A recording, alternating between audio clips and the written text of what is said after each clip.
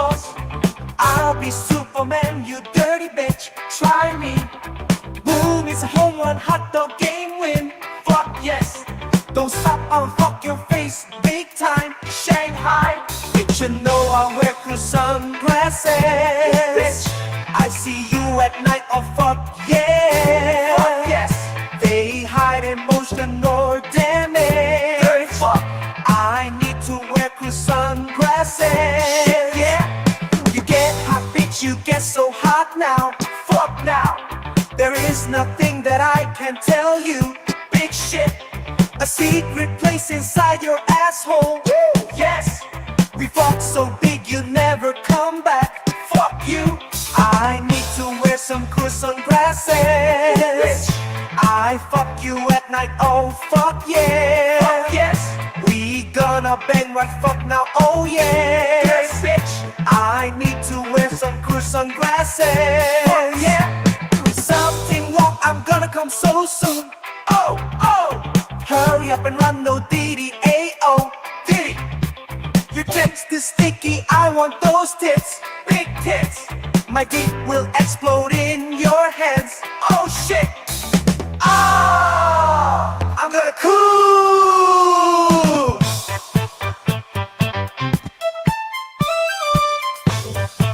What's going on, everybody? Give it another minute, let everybody get in here. My special thanks to SUPRCRZY for coming out. We about to crank this motherfucker. My hot ass give your fortune cookie. Oh bitch. You big with a big dick, holy fuck. Shit, yeah. Dumb bitch, order the kung fu chicken. Dumb bitch. Yes, I show you how to walk your dog. Eat dog. I need to wear some cool sunglasses. Shit, bitch.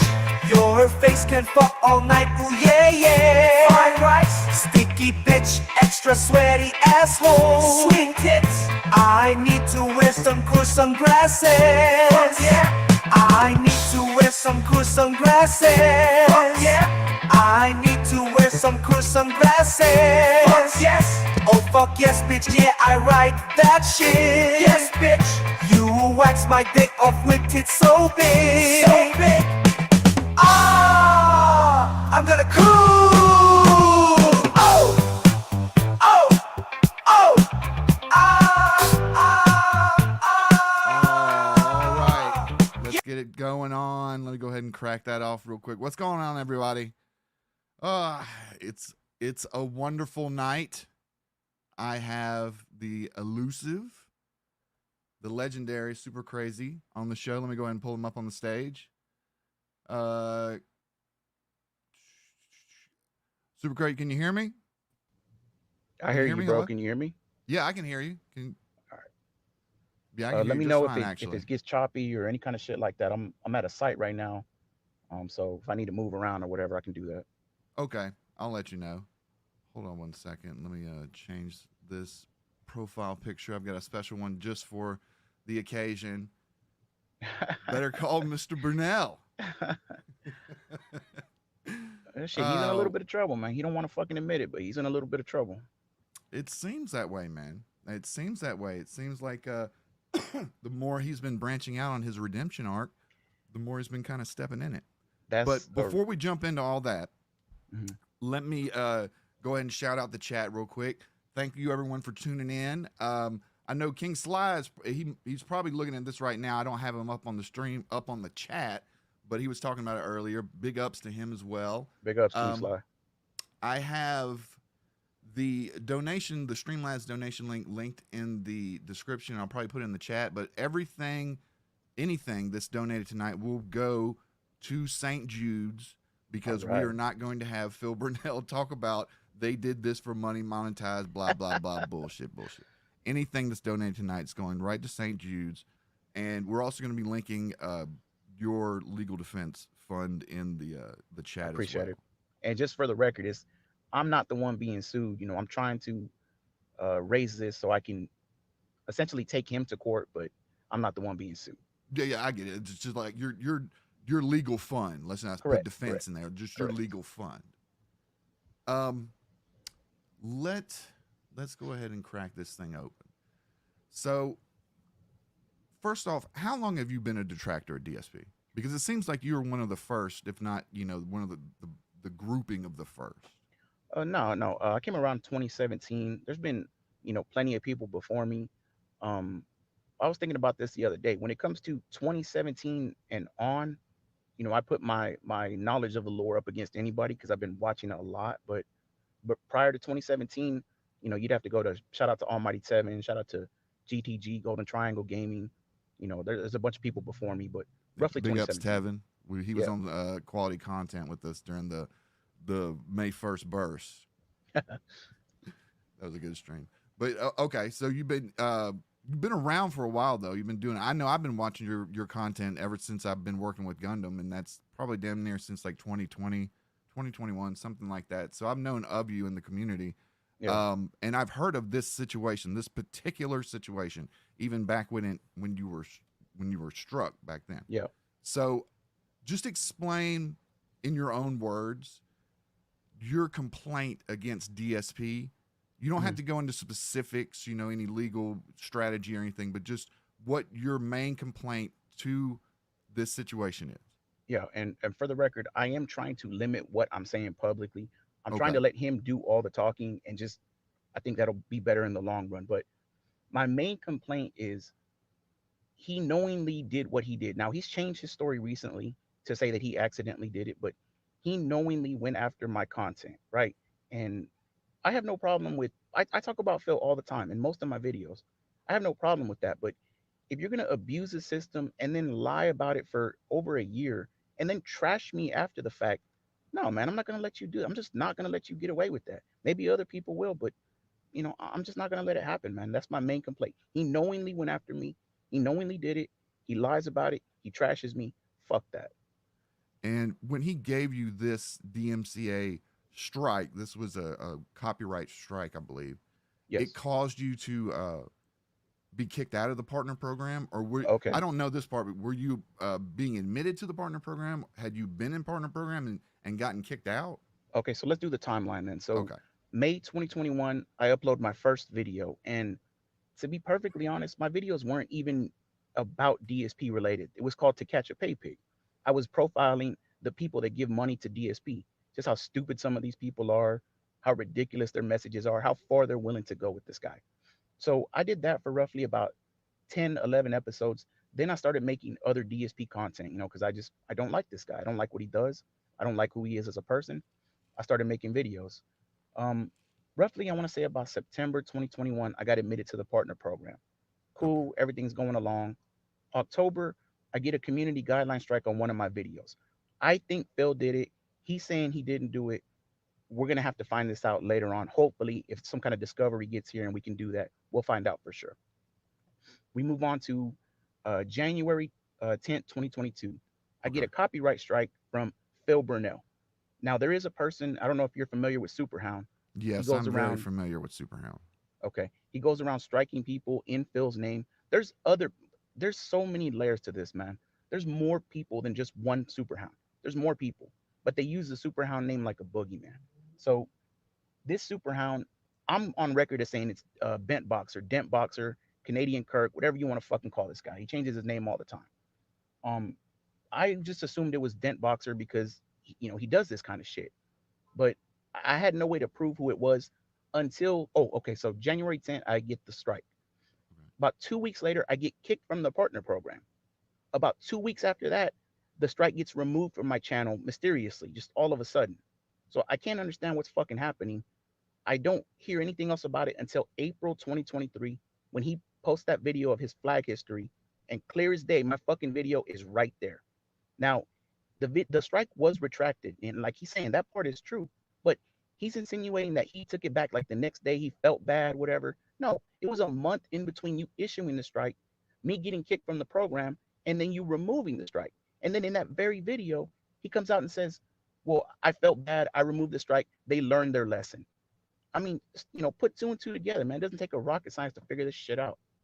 Yeah. Now I watched your video today because I was the whole time I'm doing a little bit of research on this. I'm like, feels a little bit dense, right? Maybe he didn't know who SUPRCRZY was. Maybe names got to it, da da da da. But at the end of your video today, it's he specifically said he mentioned you as a detractor by name, Yeah. No, he and this 100% knows who I am. yeah. So it's a little bit odd to So, say, you know, so I don't know this person. I know this person. I'm teaching them a lesson. Blah blah blah. And we all know he's a liar, yeah, 100%. absolutely, If absolutely. Phil But Burnell's watching this right now, Phil, you're a liar, and we don't what's up, really Phil? care about your redemption arc. We don't care about the money. I don't. I'll speak for myself. I don't care about money and stuff like that. You can make millions of dollars. I hope you make all the money. It's the lies that you Nick tell located his people. ass. Yeah, the lies that you tell people, and then you try to lie on top of that, making it even Damn bigger and right. bigger and bigger. And then it gets to the point where it's just comically large, Damn and you straight. have to, you know, me particularly, I don't think he is copped to the WWE champions thing yet. He has Fuck no. smiled and nodded heads, but he hasn't come out and said any. This is me, 100%. He's trying to backdoor it. I Fuck don't think no. that's gonna work, in my opinion. But Yeah, anyways, no. Go ahead. let's Go get ahead. back to you. Okay, Um, so yeah, April 2023, that video comes out. My video is blatantly there. You can see it. He retracts the strike because apparently he taught me a lesson or I learned my lesson, whatever the case is. After that video came out, I did speak to attorneys. I even made a video about this. I spoke to two different attorneys.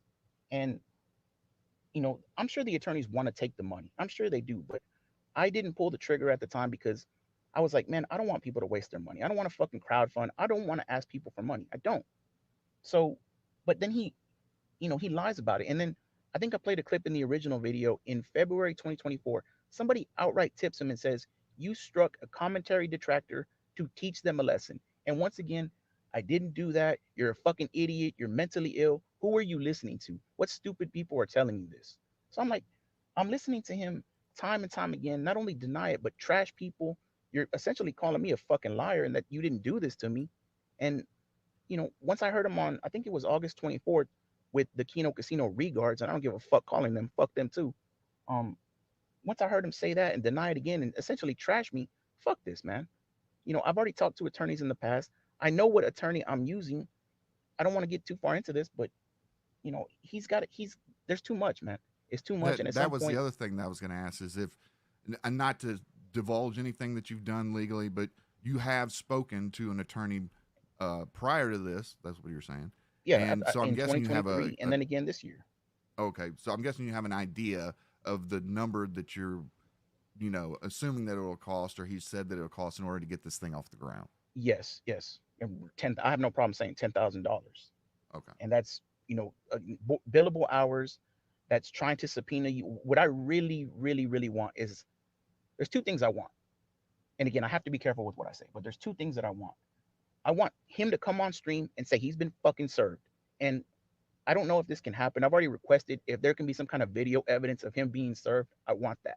But for him to be served and come on stream and say that and admit it and it's true, and for this to get to discovery, because I want Google, Google/YouTube's chat/email transcripts with this guy because I'm not the only person he's done this to. He can lie all he wants. I'm not the only person. He's done this to other people. I know he did this to Tevin, and Are that's what you I going want to to be? find out. Are y'all? I'm not again, not to get into it, but are you going to be naming YouTube, Google in the suit as well?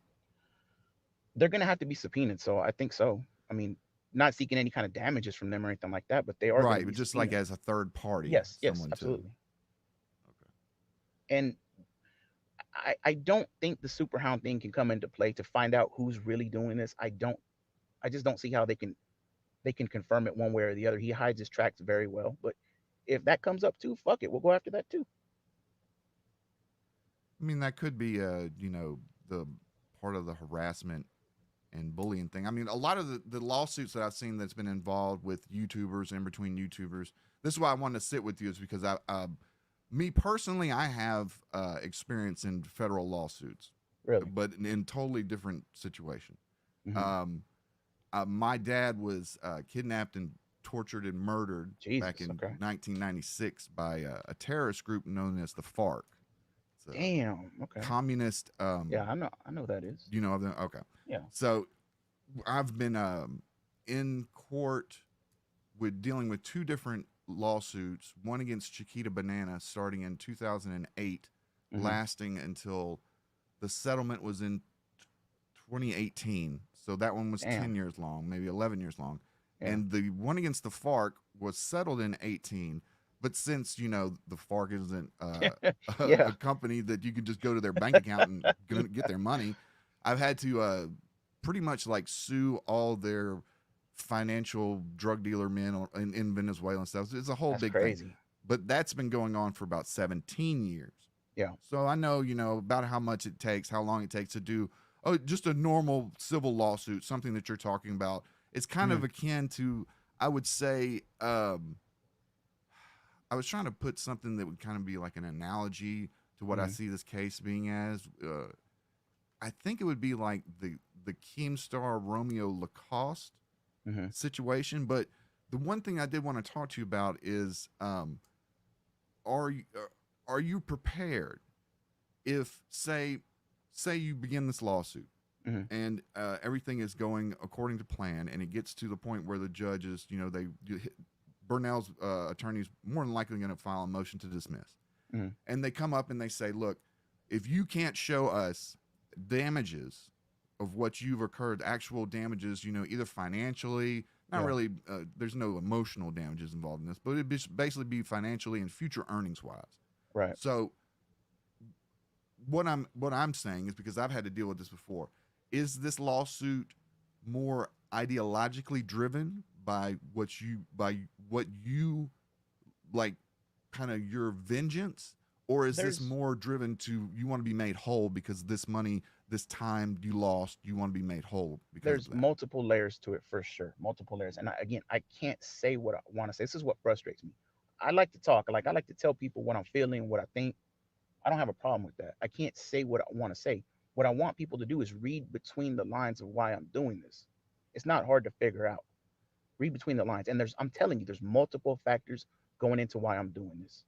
Okay, You know, and a lot of people I've read, and a lot of people are really interested in the discovery part mm-hmm, of a lawsuit, mm-hmm, and that would be, if you were able to get Phil Burnell into a discovery where it had to go through his emails, where it had to go through all of his business dealings on YouTube through mm-hmm, Burnell Productions, whatever, whether he knew of you or not, whether it was intentional or not, all that kind of stuff, just coursing through it. The one issue that I see, and I'm just playing devil's advocate here, sure. is the judge, maybe it's a little bit older boomer. You come to them and you explain this entire situation, and then they're just fucking lost. Because, like, when you go to a federal judge, it's a draw of a hat. Like, it I doesn't matter. understand. But I most understand. of them are in their 50s anyway. I So understand. you go in there and you lay it all out for them, and they're really just concerned about the money aspect, because you're in federal civil court, and Mm-hmm, they're more interested in having coming to a settlement, rather than getting to the trial. They're trying to more or less avoid a trial and mm-hmm, get y'all to settle beforehand. mm-hmm. So if it came down to it, where they were like, would we send this to trial? I just want to know if you would be in for it for the long haul. No, I It understand what you're saying. I Okay. understand. As far as finances go, it is hard to prove. I can admit that. But when I started doing YouTube, right, I had been again May 2021 to I think September. You know, maybe not an exact date, but I got accepted into the program. My shit was blowing up. For when somebody comes into the detractor community new, it takes them a long time to usually build a following and to make money and to get, attention, whatever you want to call it. My shit was blowing up from the start. Like if you go back and I've never pulled one video down from YouTube. As terrible as my quality is, never pulled a video down. If you go back to my first video I ever uploaded, it has 20,000 fucking views on it. If you go back to other detractors and pull up their first video, you might get like 500 views. I don't mean any disrespect to anybody. I'm just telling it like it is. 20,000 views. So I was already making some money. I'm not going to go into details, but I was making some money. I get kicked from the partner program as my shit's getting bigger, growing. I get kicked from it for a year and a half. I didn't get accepted back until I want to say May 2023, August or May, June, July, something like that. So a year and a half of, if need be, I can just go into my YouTube studio, show them, look, I was already starting to earn money, and it was going up progressively every month. And then he does this, whether it's a direct result or not, we have to prove this, but I get kicked from the program for a year and a half. They accept me back in, even though nothing of my content has changed. Not a damn thing. What still, reason did they give you for kicking out of YPP? By the way. I'd have to go back to the exact email, but it just says sometimes our policies don't align with other creators or some shit like that, and Okay, this we might know have been this the is time bad news and blah blah blah. before they started giving you a reason. I know nowadays, like with the duty situation, they kicked them out of YPP. They said it's because of reuse content. Okay, no, they But definitely didn't give me that. yeah, Definitely okay. not. So this is like 22. I don't think they have that system involved yet. Yeah. So from what I understand, it's like people sharing opinions about you, and who, yeah, other people are reporting me and whatever, but he's doing it too. So this is what I'm trying to prove. But yes, I think there is cause to show. I was earning this amount of money. It was growing as my channel was. He hits me with that. A community strike can fuck your channel in many ways. You Oh know, yeah. And then and I'm by not the way, Phil, I heard him say this on his video. He said you can't get kicked out of the partner program if you get a copyright strike. That is bullshit. 100% a lie. You can get kicked out of the copyright. I mean, out of the partner program for any cause. It's a subjective program. They can kick you out for anything, whether you show a dead body in a Japanese forest, whether you get a harsh copyright strike. Shit, I've seen people get kicked out, reuse content all the Yeah, time. I yeah, mean, they don't give you warnings in the white. They don't say, "Hey, you watch out, you're about to get kicked out of the partner program." They'll kick you out for any reason. yeah. Period. And reuse content is definitely a touchy subject. I reuse his content, but damn it, man, you hear my fucking voice on damn near every video. There's a few of them where they're compilations, but you hear my voice. I edit. I put research into everything I do. I try to prove everything I say, even when I'm wrong. Sometimes I show you how I got from point A to point B, and I try to prove what I say. And you know, for him to strike that video and say it wasn't transformative. And here's the other part: his new fucking argument. I'm so dumbfounded by this. He's saying that somebody anonymously wrote to him, somebody that we can't prove, obviously, and they said that this person is stealing your content, and he lumped me in with somebody else that he didn't strike this other person for another year. Dark Day Mirrors, he didn't strike till 2023. He lumps me in with that person. Some anonymous person said that I'm fucking stealing his content and uploading it to my channel and not making changes to it. He strikes the fucking video down. What are you talking? Did you not watch the video, Phil? Did you just blindly strike it off of what somebody else told you? I Because can that's the probably stupidest fucking thing I've 100%. ever heard in my life. Yeah, I could probably 100% say he didn't watch your video at all. You think At so? all. He just grouped you in like with But see, everyone else. the other And thing about it is he didn't strike anybody else. There's two videos there that he struck at that time, so there's nobody else to lump me in with. The other video, I'm not even sure if it's my fucking video or not because the video was deleted from YouTube. I can't see what it is. Can't see the title on it. I can't tell if it's mine or not. But he only struck two people on January. Matter of fact, since 2015 and 2023 when he hit Dark Day Mirrors, there's only one person you can prove he struck, and it's me. And I've never restreamed Phil. This is the first time I've ever been live with anybody. I don't do that shit. I make edited videos. yeah, I know. And actually, I really appreciate you coming on with me too because a lot of people have told me this like, he's not going to come on. He doesn't really come on live streams. He doesn't do it like that. I was Now, like, oh, that kind of sucks because I've been watching stuff for a while, so I really wanted to. that's why I This is decided to come interesting to on me. with you. You're the first person that is going to be suing Phil Burnell, so Yeah, that I can know of. I don't remember anyone else actually, getting saying they were going no, to no, sue him definitely and not, getting this far. definitely not. But yeah, that's why like I told you in DMs, I agreed to come on with you because I've seen you in the comment section before. I know you watch. I know you know what's up. You watch some of my videos. I've seen you, like you and probably Heels versus Babyface. Shout out to Az. Probably the Yeah, only two shout people out I'd to even Az. talk to because I've seen him in my comment section. We go back and forth on videos sometimes. I would talk to these people. Nobody else knows who I am. Nobody else comes around. And this is another thing I want to say.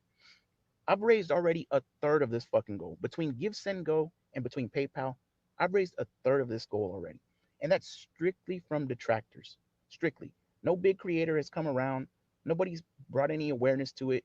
People that make videos saying they don't agree with false flagging and people abusing the system, blah blah blah.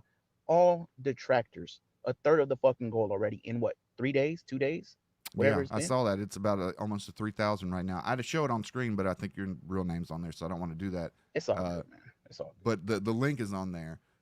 What I wanted to show everybody, because everyone has been asking me about when is discovery, how long would you have to go through it to get to that portion, And I wanted to show everyone just a kind of a visual representation of how a lawsuit progresses in the U.S. system and in the federal system. And let me give you a couple stats real quick. Sure. The average time for a lawsuit in the United States is 27 months. That does not include the appeals process, which, as everyone knows, in the U.S., you can appeal into the Court of Appeals, and then after that, you can go to the Supreme Court. So basically, it's almost like doing this process 3 times over. But we always start off with the complaint, which is what you and your attorney would write and put in front of the judge, pay your fees, service a process. This is when he gets served, and a private process server, the deputy United States Marshal or other appropriate person, delivers the complaint in the summons to each defendant to notify each defendant that a lawsuit has been filed against the defendant. And I do think that nowadays they capture it on video because they do evictions on video now too. And so that's what I really, really, really want, because you better fucking believe if I get my hands on that, it's going up on the channel. I'm almost 90% sure that when they serve him, they would have like a video rolling, because it's a process server. It'd be the same if somebody's coming to evict you. So, but then they get served. All of a sudden, Phil announces it on stream. Then we're going to they choose the judge, and we're going to the judge, and this is really the first part of the lawsuit. This is when you start getting into the motions part of it. And normally this happens fairly soon, probably like within 4 months, maybe of your initial complaint. You'll start getting into it pretty quick, but at this point, this is going to be your schlog. This is going to be where you have your statements of facts, and then they go back and they review statements of fact. This is right, that's not right, blah blah blah. And this is the portion where you request your records from Google during the discovery portion. Which comes after I forgot the case management portion too. That comes before everything. That's when the judge says, this is our schedule. We need to have all motions in by this date. We need to have everything squared away by this date. If we're going to trial, we're going to start, pretrial conference at this date. Boom, boom, boom. That's really your first year is getting ready for trial. I mean, it's a long fucking process, but yes. I think what people fail to understand, and look, we can talk about this too. I see the people talking shit about me, and some people are fucking just stupid, right? They're gonna dox you. They're gonna fucking say whatever they can to try to get your attention, reaction, to try to make noise, right? And I see it, and I can't go back and forth with everybody. I just can't. But this is my first time ever really doing something like this. Me and Phil are in the same spot right now. We're in different levels of it, but we're in fuck around and find out territory. I'm fucking around. I can perfectly admit this. I'm in fuck around and find out territory. I proceed with this. My shit's gonna be turned upside down too. I understood, but I thought about this before. His attorney that he hires is gonna come after me too. Try to fucking do everything they can to drag my name down and whatever. If there's anything left of my name when this happens, but yeah, that was the other thing I was going to talk to you about. It's that anything, I wanted to make this clear to the chat. Anything that you could do to Phil as far as asking for information, they could throw it right back at you. And that's one of the important things to remember when you sign on the dotted line in a federal lawsuit is you can't say uncle. You can't say stop. The only way to do that is to settle. I have absolutely no problem with that, because what you see in my fucking videos is who I am. I don't go around doing gay ops on people. Anytime I present something, I fucking say it in a video. Or I do, like when I got OIC, DSP's biggest pay pig, to come out and talk publicly to detractors, I fucked up because I announced it beforehand. I was like, this is going to happen. I'm going to make a video on it, blah, blah, blah. He ghosted me. He got scared. I don't know what happened. He bailed on me, but it was my intention 100% to do it. But I don't try to do shit in secret. Like, there's nobody that can show DMs and say, look, he's striking this guy behind the scenes, or he's fucking calling this person's house, or you can't show anything on that. No, I am who I say I am. I've never seen anything about that about you. But as a quick aside, I did want to ask today or was it yesterday when I made the tweet, I noticed that you had some beef with Meerkat. Do you mind explaining that? I know some people were a little bit like, what's going on? And I was one of those people. And to tell you the truth, I saw that on my phone, your message to him, but I thought it was to me. Because I didn't see the Meerkat part, and I was like, God, maybe it was towards this dude you. is Maybe not it was fucking towards around. you, man. No, No, I how can I put this? I regret the way I approached him. I'm man enough to say I regret the way I approached him. I don't regret approaching him because clearly this dude has had feelings about me and thinks a certain way of me. He's never said it to me. Like we're in the same circles. I'm not a hard person to find. You can get a hold of me. You got shit to say to me, say it to me, bro. That's why I regret approaching him the way I did. I shouldn't have done that. I shouldn't have. But this goes to anybody. If you have something to say, don't hide it, man. Don't, you know. And one thing that bothered me is he's like, I avoid you. I avoid you.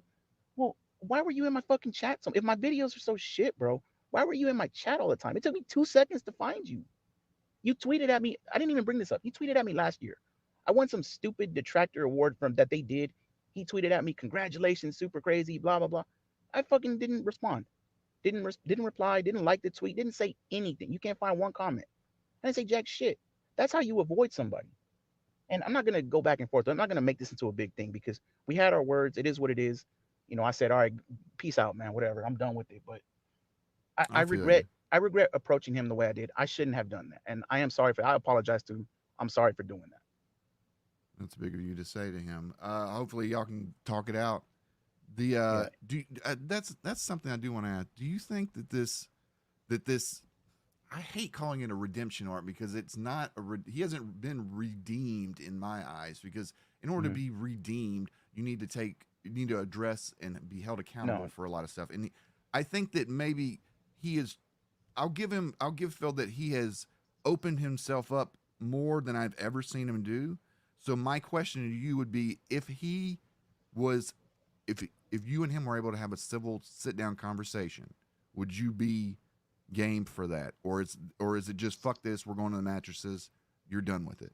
no, I would talk to him if he wanted me on stream, but he has to understand, with all due respect to Keemstar and to Null and to whoever else he's talking to, I know the day-to-day shit, bro. You're not gonna hoodwink me. You're not gonna pull this bullshit on me. I know the lore, man. I know everything that goes on. I've been here. I've been watching.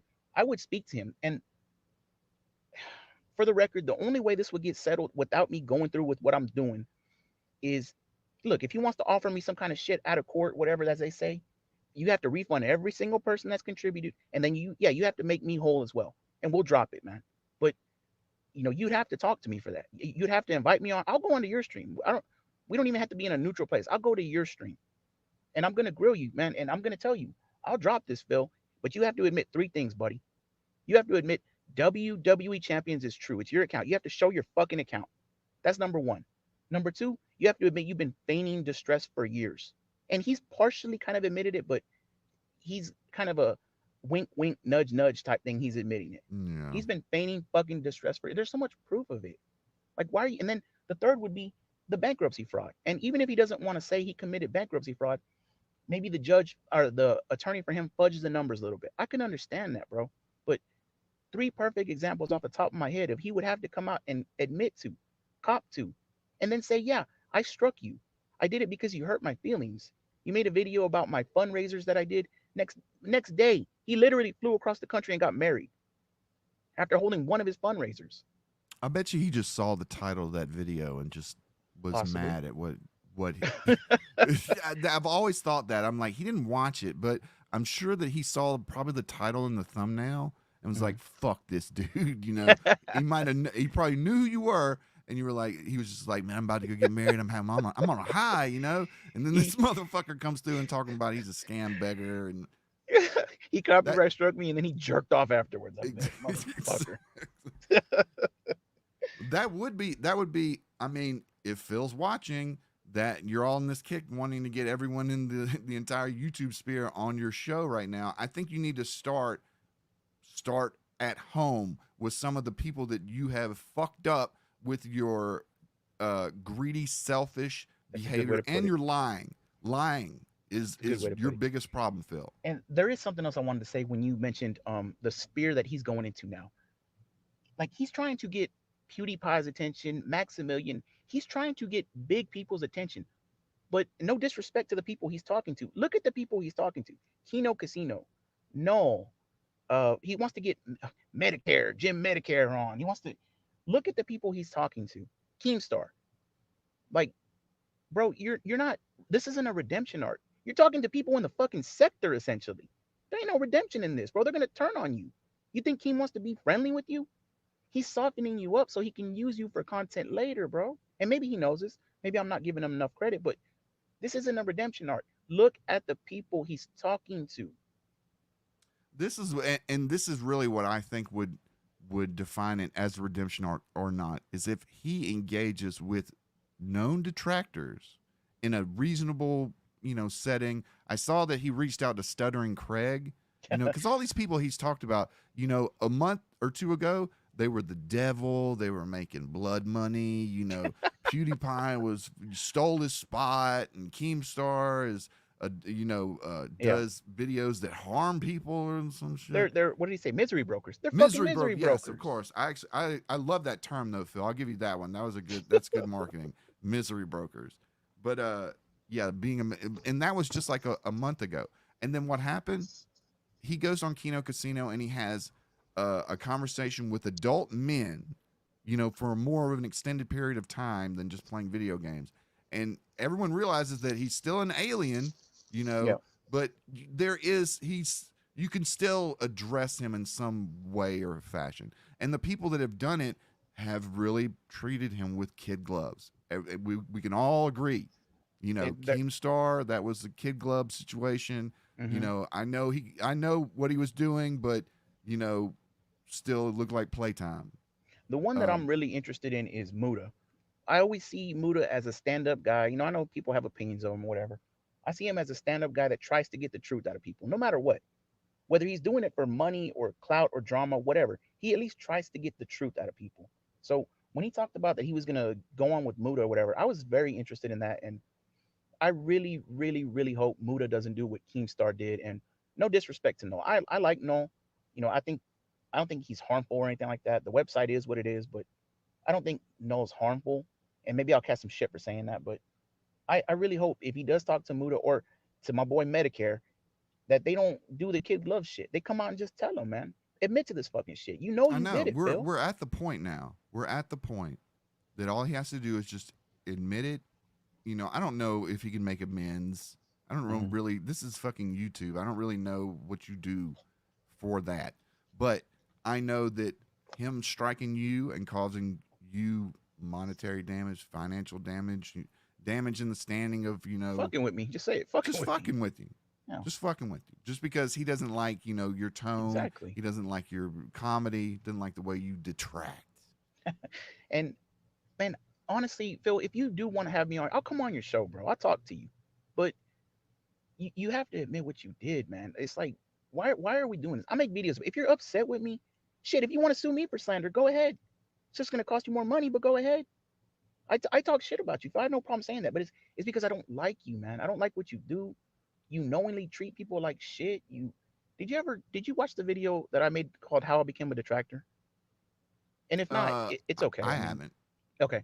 At the end, the very last clip that I play, there's a kid that he invited onto his stream to do co-op with him and like three or four other people. Right? They're doing co-op, and Phil didn't do any research. Clearly, like when he copyright struck me, he didn't do any research. He just has the kid on, and the kid has a disability, right? Like it's so hard to understand what he's saying.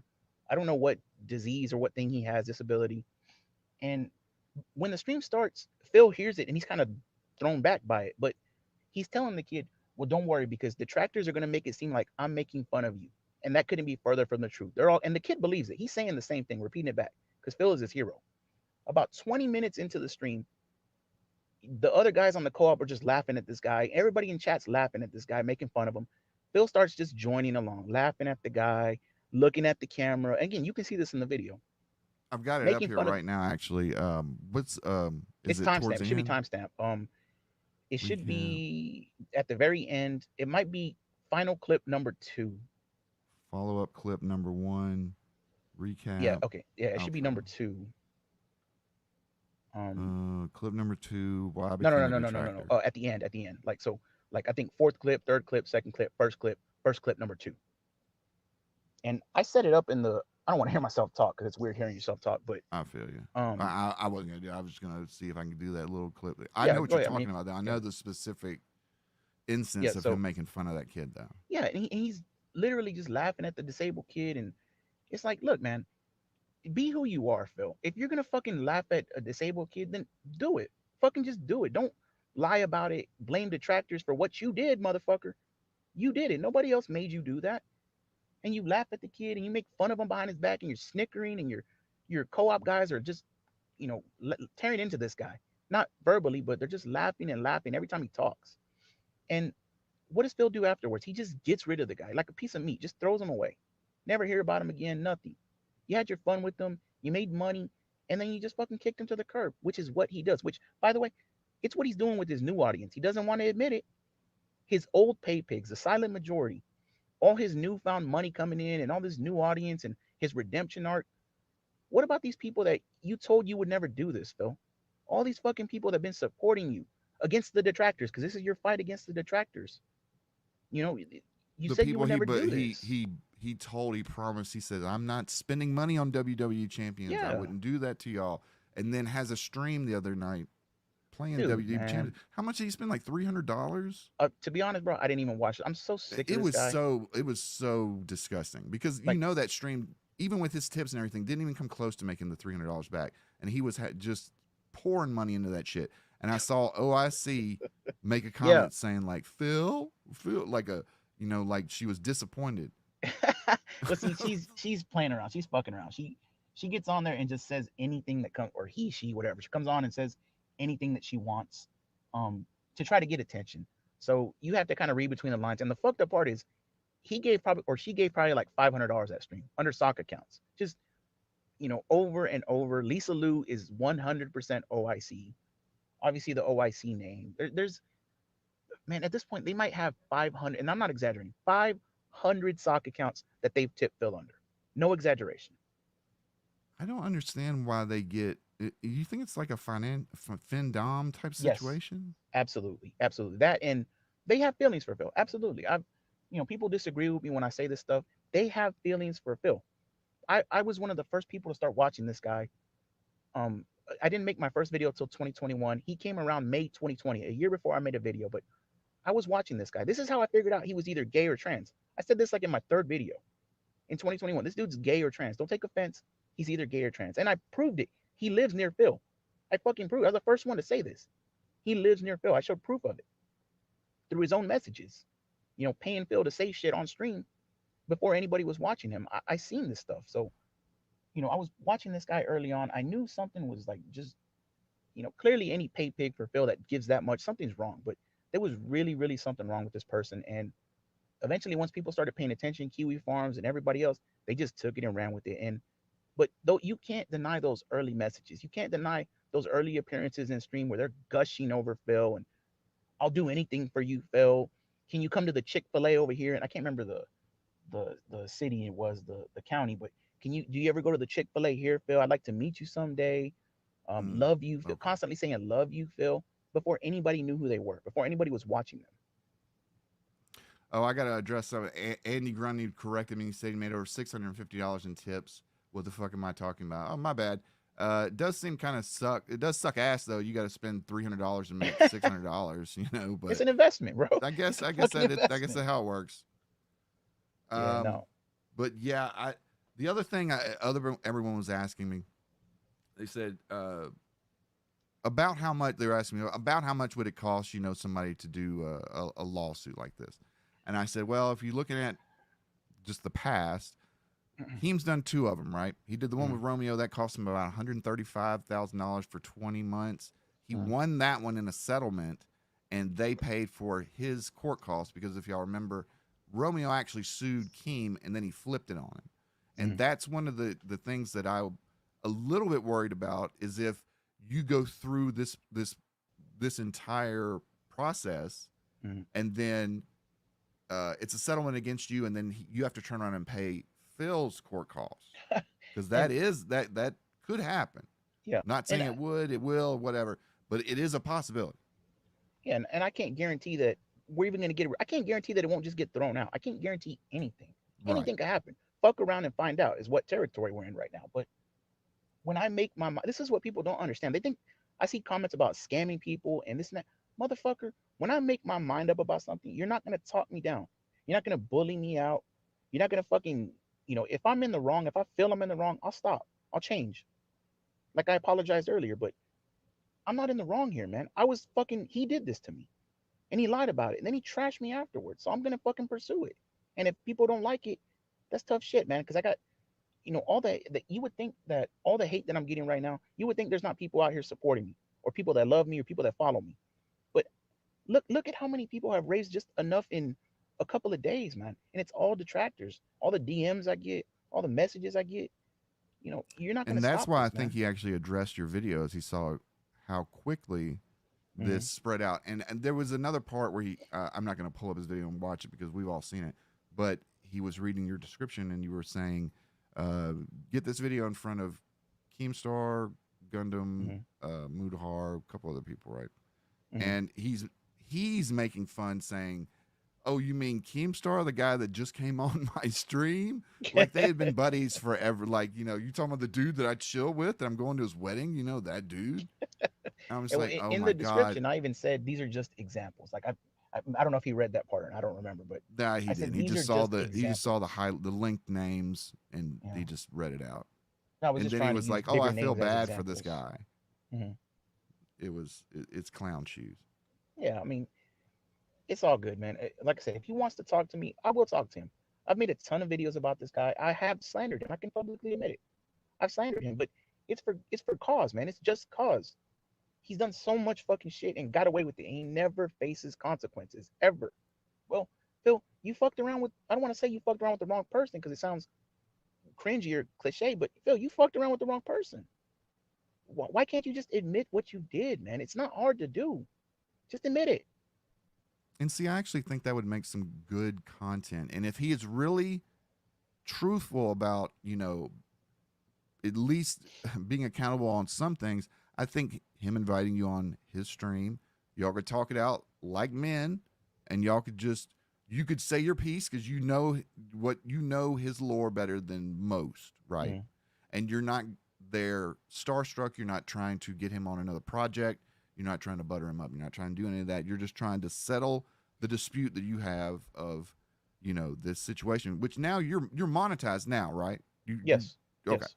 So we're talking about a specific time period, and that was the other thing I wanted. Has your lawyer talked to you about the statute of limitations? Mm, no, Okay, no. I don't know. I can't say for sure. We didn't meet in person. This is all just conversations back and forth in Okay, email. all But right. I explained every single thing. I probably gave too much information, but I explained Well, everything I could. the thing is, most times it would be 2 years. And Hmm. what was the exact date that he struck you in 2022? January 10th, 2022. Yes, Okay. but the problem is there's new evidence that he distributed a year later in 2023 Th- that kind there's of ways of changes ex- everything. there's ways of extending that. A lot of times it's 2 years, but the judge can go up to 4 years if it's civil. If it's a Mm, crime, it goes like 5 years plus. But a lot of the times, if it's something civil, it's in the 2 to 4 years. But I think mm, it also depends on where you're filing to. There's little nuances of that. mm. So there's a clock on this. So Yeah, I would hope that Phil addresses this with you directly sooner than later, I think he because will. I mean, he realizes how much money he makes from doing stuff like this as well. I mean, the money just pours in. So, I don't doubt that he'll address it. I doubt he would have me on the stream. I fucking, I wouldn't believe it till I saw it. I I don't didn't think think he he was would. going to have Keem on there. True, true. But again, Keem doesn't know. Look, Keem's not gonna fucking grill him the way I'm gonna do it. That's I'm true. I'm, I'm But gonna go after the guy. I'm not fucking around. to play devil's advocate, Phil didn't know that Keem wasn't going to burn his ass True, when he got very there. true, very So true. he did let him in the door. And Anything that's and the one thing that I've noticed different about DSP this last month or so. Whenever came out of his shell and went to the Keno Casino, which to tell you the truth is, like, when I was working with Gundam on quality content, we actually did think we could have gotten him on the show, just mhm, because he was already starting to show signs of trying to like reach out. It's mhm, almost like he was looking for a friend, and I mentioned it to Gundam. I was like, if I wrote him an email and it wasn't, it was just professional. yeah, Come on, we'll have a talk. Blah blah blah. Unfortunately, he never responded. I wrote two of them. He didn't respond, and I don't know what it was that made him choose Keno Casino, Yeah, but y'all could have struck gold, man. Shit. I'm telling you, it was just like one day he just spun around and was like them because I it wasn't but like a week before, and they were making fun of Cat. well, oh my God, but people had been bringing it up, so I think Kino Casino's fans were going over there and giving him money. I think this is the difference between everybody else. Their fans were going over there giving him money constantly, like day after day. These are nice guys. Yeah, they're about drama, but they really want to talk to you. They're really interested in you. You know, they're going to be friendly to you. Blah blah blah. And I think he got, he got buttered up Buttered by up. that. And I can admit, I thought this was a ruse as well. I'm fucking shocked that now. My opinion is they're playing it out long term. They're gonna milk this fucking guy for as much money. Do they believe all the shit he says? Fuck no. But they're milking him as long as they possibly can. And do I think Andy Worski and PPP are friends with this guy? No. Fuck no. When I look at their reputations and you know, just a couple of years ago, what these guys were doing, PPP especially, that's what drives me crazy about this guy. The way he snaked Godwinson in the back. Now I know some of the lore. The way he snaked Godwinson in the back and claimed he would never do shit like this. He was never gonna grift. He talks so much shit about people that grift. You know, they're the scum of the earth. And then look at him, man. Like, how can you change up that fucking fast? But he brought Phil. He was again fat cat and all that shit. And now look at him. So maybe it's to be expected. I mean, it was a weird turn. I never would have expected it. Yeah, To tell you for the sure. truth, I did call though when he was. I said it's gonna be just a matter of time before he's so open that he just admits to the WWE Champions thing, And which see, he still hadn't done 100%, I but made it's basically there. I made a video. Maybe you've seen it. I think it was the bank leaks video I made. It's probably one of my most popular videos. Where I covered like a month before and a month after. And at the end of that video, it was a year ago. At the end of the video, I said, I think he's very close to admitting the WWE champion stuff. I think there's just so much happening. Now, it was wrong because he hasn't admitted it yet, but there's so much just bubbling up. Like, you're not going to be able to control this forever. You're just not, man. Somebody went after his fucking bank leaks. You can't hide this forever. So I thought he was going to, admit it. Maybe he still is. Maybe he is. And if he has me on the stream, Phil, you need to understand. I'm going to fucking try to talk you into it, to admitting it. Because you need to do it, even more than Craig and Adam did. Shout out to them for that interview. I'm going to try Yeah, to talk that you was into a this good because interview. you need to. Once you start admitting shit like this, then you start, it shows people that you really are remorseful and you really do feel a certain way about needing to change. All this talk you've been doing for years, it's the same shit over and over. I've changed for the better. I'm a different person. Well, then how come your actions haven't proved it, man? You're still a mobile game crackhead, and I got no problem calling you that to your fucking face. You lied about your parents essentially being at death's door. It's a bad situation. It's really bad. Was a direct quote. Next day he's flying across the country to get married. It's just over and over, man. The bank leaks. Why are you denying this? Nobody knew you went to Curls and Twirls before those bank leaks came out. How the fuck would they have known that? There's just so much shit. He denies and denies, like copyright striking somebody when there's proof right in front of your face. And now it's just some anonymous person. So whatever, man. Yeah. Phil, if you have me on, I only got about 5 more minutes, but Phil, if you want to have me on, bro, I will come on. I will speak to you. We're gonna get into it, but I'm willing to do it. Okay. I think that's the best place to leave it right there. Yeah. Phil, you heard the man. If you really want to have a discussion, want to have some sort of, I wouldn't want to call it a spectacle, but people will have eyes on this 100%. And like I said, I'm willing to do it if he has to be sincere about it though. He has to be fucking sincere. And if he wants to keep denying and lying, whatever, I'm gonna just keep throwing shit back in his face because Phil, it's clear you lied, bro. You struck me. You don't want to admit it. For whatever reason, you're coming up with some new fucking lying story, and this shit's never gonna stop, man. It's just not going to stop. You just need to go ahead and address it right here, right now. I mean, what would you rather do? Have a conversation with the man, Phil, for an hour or so, or get a summon, or get Damn served straight. one day and Damn have to straight. at least spend 10 cheese just to get in the game? Damn right. And like I said, this is a promise.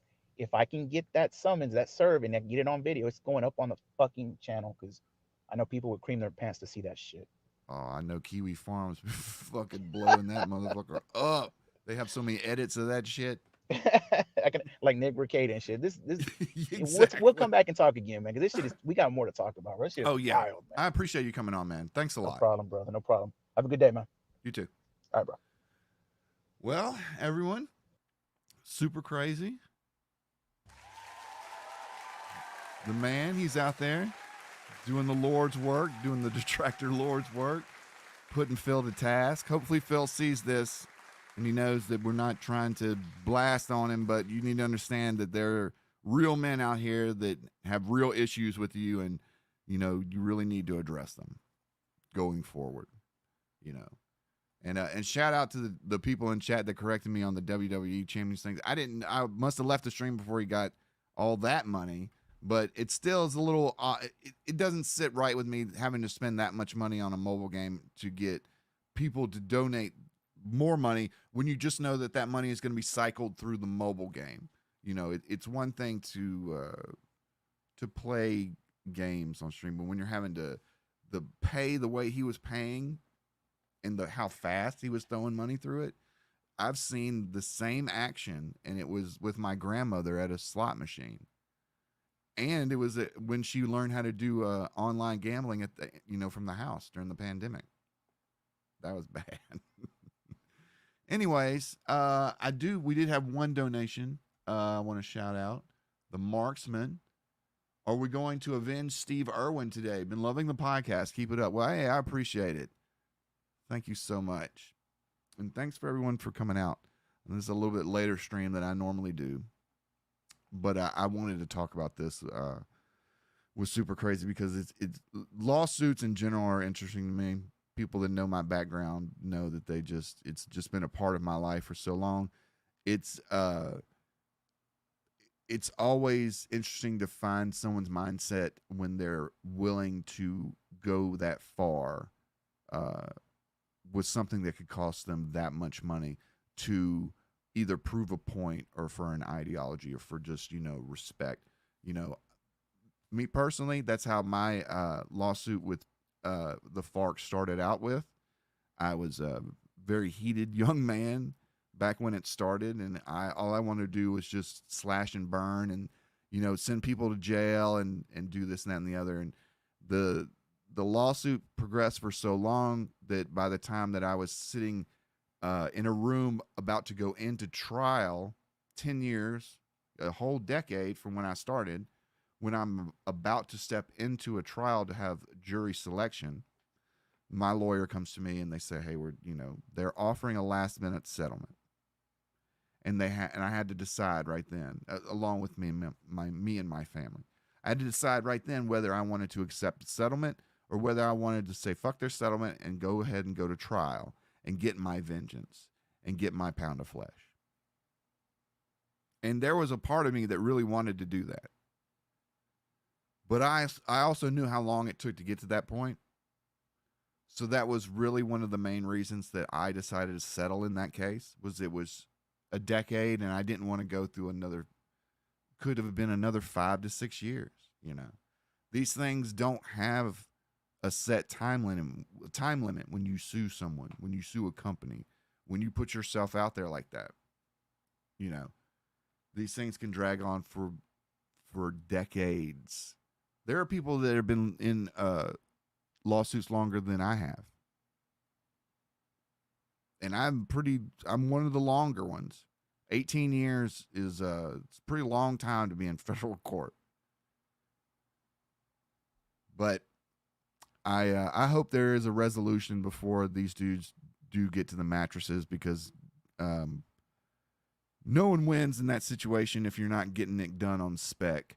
If the lawyer was going to take Super Crazy on spec, he would have no problem. But the problem is if he doesn't get taken on spec, it's an open checkbook at that point. And if Phil wanted to be a real asshole, he could drag it out because he does have revenue. And a lot of the times, lawsuits are really defined by whoever has the larger war chest and who can withstand the longest. So it's almost like an investment that you'll never know if it pays off. It's more of like a bet, really. Because, yeah, Knight's Oath, this is also correct. You could get a settlement on someone. Super Crazy could get a settlement on Phil today for $50,000, and they could try to garnish Phil's every which way. He could do what OJ did and just hide the money, get it all in cash, run it through his wife. There's all kind of things to get out of paying for a lawsuit, which ultimately that's what a lawsuit is settled with. There have been other lawsuits, like I bring up the one between Romeo and Keem because that was always interesting because Romeo initiated it, but Keem won and was able to get his court costs paid by Romeo. And not only that, but inside the settlement they agreed, Romeo had to give up his YouTube play button, which I thought was the biggest baller move ever. But then you've got another one that he did against Deaf Noodles a year later. Same thing. Deaf Noodles sues for defamation, right? But this time it's a stalemate. And the settlement is each side goes their own way. No one really does anything. Well, of course, Deaf Noodles ends up working for Keem, but in the legal sense, they were not paid out. Deaf Noodles paid for his legal bill. Keem paid for his legal bill. And whatever that cost, which it took about a year and a half. So I would say 6 figures, 75,000 to 100,000. It's probably somewhere in between there, this is big money. And this is money that, is not like Phil paying a tax bill on layaway. This is to your lawyer in a lot of cases. And if you're not paying your lawyer, he's not going to represent you. And then what? You've paid $25,000 into it, and then you've run out of gas. You kind of run out of money a little bit, and then you have an issue. I'll tell everyone this real quick story, just about my legal issues. Back when I decided to go ahead and sue the FARC, or really it started as like how we could bring suit against the government. I wanted to bring suit against the United States government for their inaction of handling my dad's kidnapping and ultimately his torture and death. I wanted to sue the government. So I'm going around to different attorneys, talking to them about the case, and I'm explaining to them, and I've got a lot of fire about how I want to do this, how I'm down for it and everything. And I got every attorney that I went to, they were like, we don't want the case. We don't want the case. We don't know how you could sue the government. You're dealing with a terrorist organization. This was like 2002. So it was right after 9/11. And they said, terrorism right now is all about 9/11 stuff, Al-Qaeda. We've kind of moved on from the Colombian Pablo Escobar era. We don't want to talk about that no more. And no lawyer would take it. So eventually we did find one, but we had to finance a lot of the beginning of the lawsuit, the genesis of it. And then it evolved into a lawsuit against the FARC. That was the initial one that went down in 2007. So you see, even from like 2002 into 2007, even that during that period of time, I would consider that working on the lawsuit, because even though I didn't have anything filed, there was still all the pre-production, if you say, of the lawsuit happening at that point. So 2002 to 2007, pre-production. 2007 comes around, I'm filing against the FARC, which is just a terrorist organization in Colombia that's active at that moment in 2007. Well, as fate would have it, later on that year, it was disclosed that Chiquita pleads guilty to the United States Department of Justice for aiding and abetting terrorism, specifically the FARC and the AUC. Now, what happened with that, you might ask? Well, all of a sudden, they just show up and plead guilty to this felony, and they get a $25 million fine, but no one ever goes to jail.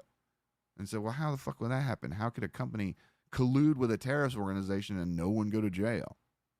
Well, one of the reasons is that the lead attorney that kind of designed the scheme of paying FARC and everything, his name is Eric Holder. You might remember Eric Holder because he was the attorney general, or the head of the Department of Justice for the Obama administration, the entire Obama administration. And what happened was that when Obama was elected, this is from 2007 to 2008, Obama chose him, and he didn't want to go to the White House with this felony hanging over this company that he was just about to leave because he worked for Chiquita. And so what happened was he get them a sweetheart deal, and this was all behind closed doors. So by the time that it was signed and they pled guilty, it was the first time anyone had heard about it. So once we heard about it, we ended up filing a lawsuit against them in 2008. And that lasted until, like I said, 2018. And the second one settled with the FARC in 2018. And then right after that was when President Trump took our meeting and was able to enact the law where you can tie drug proceeds to terrorist organizations through kind of like a 6 degrees of Kevin Bacon separation type situation. It's hard to explain, but whenever you have like a drug syndicate, a lot of the times the drug section and the money section are completely different businesses. So the people in charge of the money would never be in charge of the drugs and vice versa. So you have to go against the people that control the money, the front men that control the money. And that's the person that I'm currently in the lawsuit with as of today in the United States Court of Appeals, the 11th Circuit, waiting on a decision. Very important decision, I might add. And maybe I'll tell you about it when it happens. But that's the reason why I wanted to talk with SUPRCRZY about this lawsuit, because I'm just interested in lawsuits. I'm interested in the entire process. And I know this process is very long and drawn out and arduous, and people that commit to it are a special breed.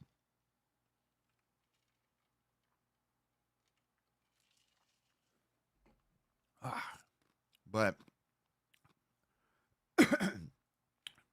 wait, Eric Holder was paying terrorists to work with the banana company? Yes. True. He was lead counsel on Chiquita's board. He was the one that had first they had approved the payments, and then he started writing things in the memos like, well, this can be considered a felony and this and that, and that. Knowing damn well you can't give money to a terrorist organization like that. And one of the worst parts was Chiquita came in and gave FARC that money, $250,000, at a time where they needed money to withstand their army. They were really on the ropes because this is like 1993, 94. And Pablo Escobar had been, killed in 93, I think. And he was the main purchaser of cocaine through the FARC. So after he left, the FARC just kind of took over his operation and became their own drug trafficker, so to say. But at the same time, when this was happening, there was a paramilitary that formed on the other side. So the FARC is a communist organization. Their ideology is communism, straight up communism. And the opposite side to that, the paramilitary side, is extremely right wing. And what they would do is they would work in concert with the Colombian government, to assassinate Escobar. They did a lot of paramilitary operations, stuff that the government couldn't be seen doing, but them killing Escobar and the FARC were helping meet the means of Colombia's needs. That's what they wanted anyway. So they turn a blind eye to the paramilitary, and what happens when you do that? The paramilitary starts taking over the labs and stuff that they conquer from the FARC, and they just become their own set of drug traffickers. So what happened is they developed 2 cartels out of trying to squash one. So Chiquita had a business called Bananex in Colombia, and all they did was just pick bananas and stuff. And what they did in order to keep the peace was the CEOs of Chiquita approved payments of $250,000 in cash to these guerrilla mercenaries and wrote it in their, in their accounting books as like security or, contracted labor, something like that. They didn't write on there murderous terrorist, narco terrorism. You know, they didn't write that on there. They just wrote like, you know, security, you know, contracted security, shit like that. And Eric Holder 100% was at the head of that situation. So, Knight's Oath, if I remember correctly, the FARC was the group that finally killed Che Guevara because he was scared. He scared the shit out of them. I think you're right. Let me.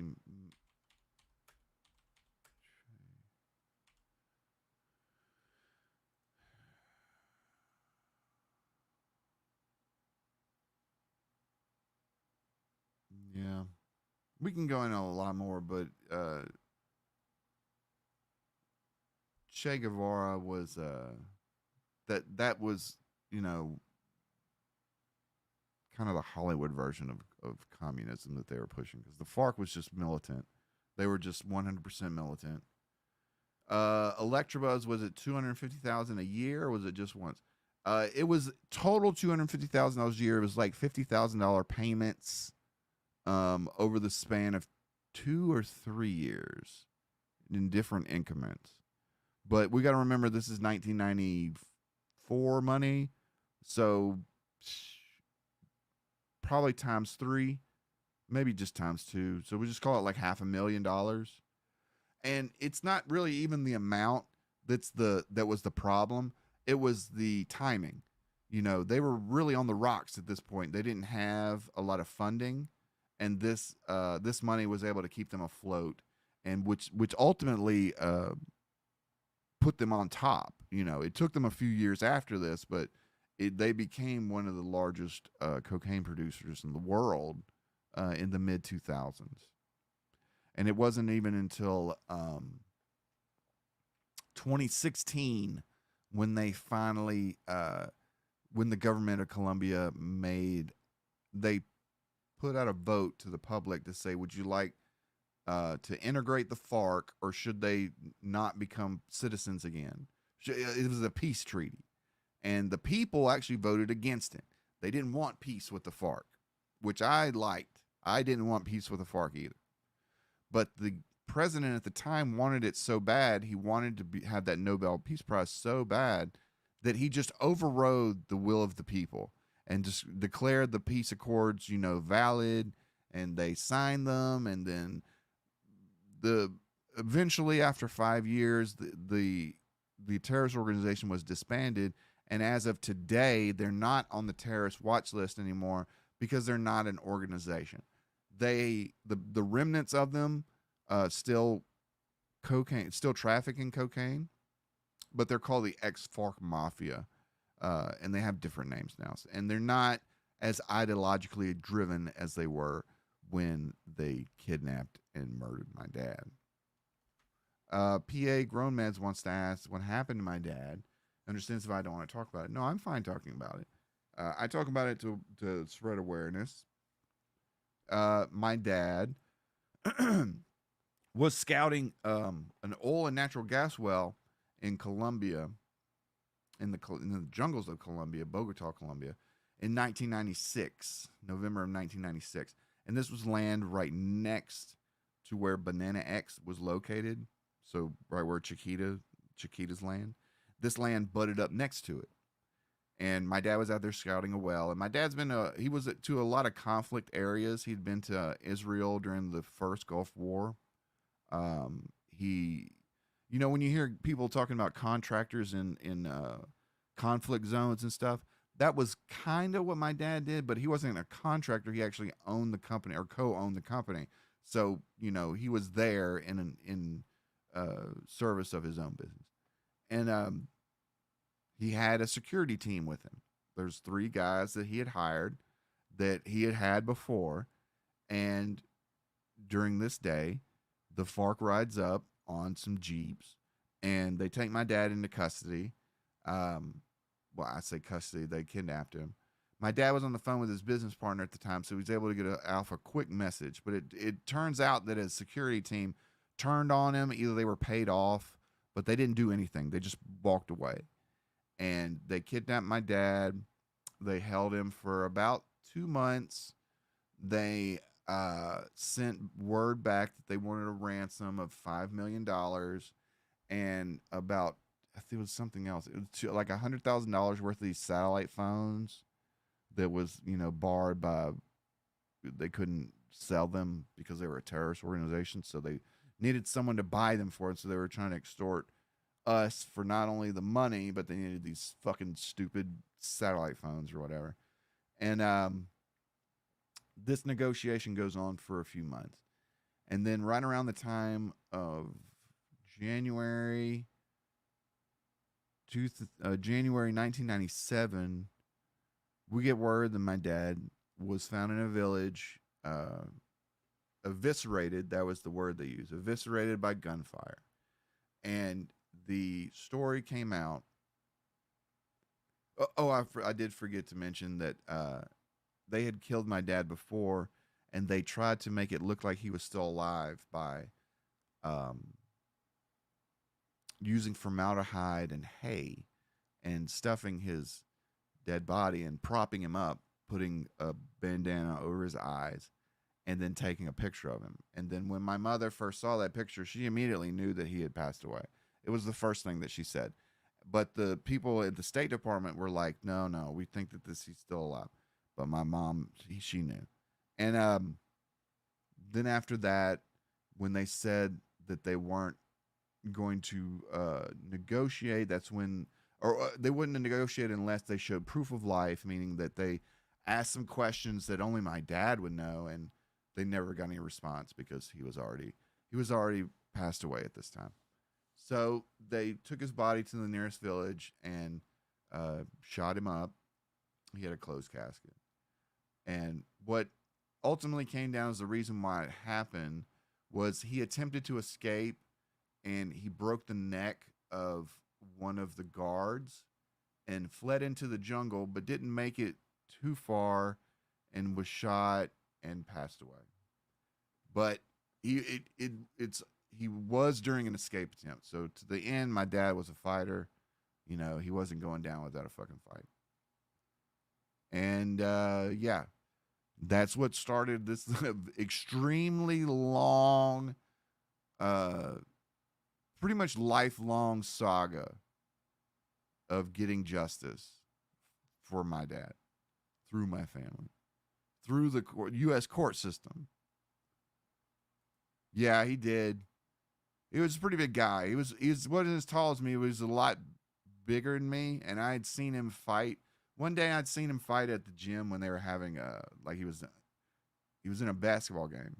And I remember I was like off to the side, like kicking the soccer ball or something, and he gotten fouled by this dude. Dude started talking shit, and my dad fucking decked him so hard that it looked like his head spun around like a pinwheel. And I thought the dude was dead. Like he hit him so hard that it's like I thought that the dude was just out, like just fucking flippity flop.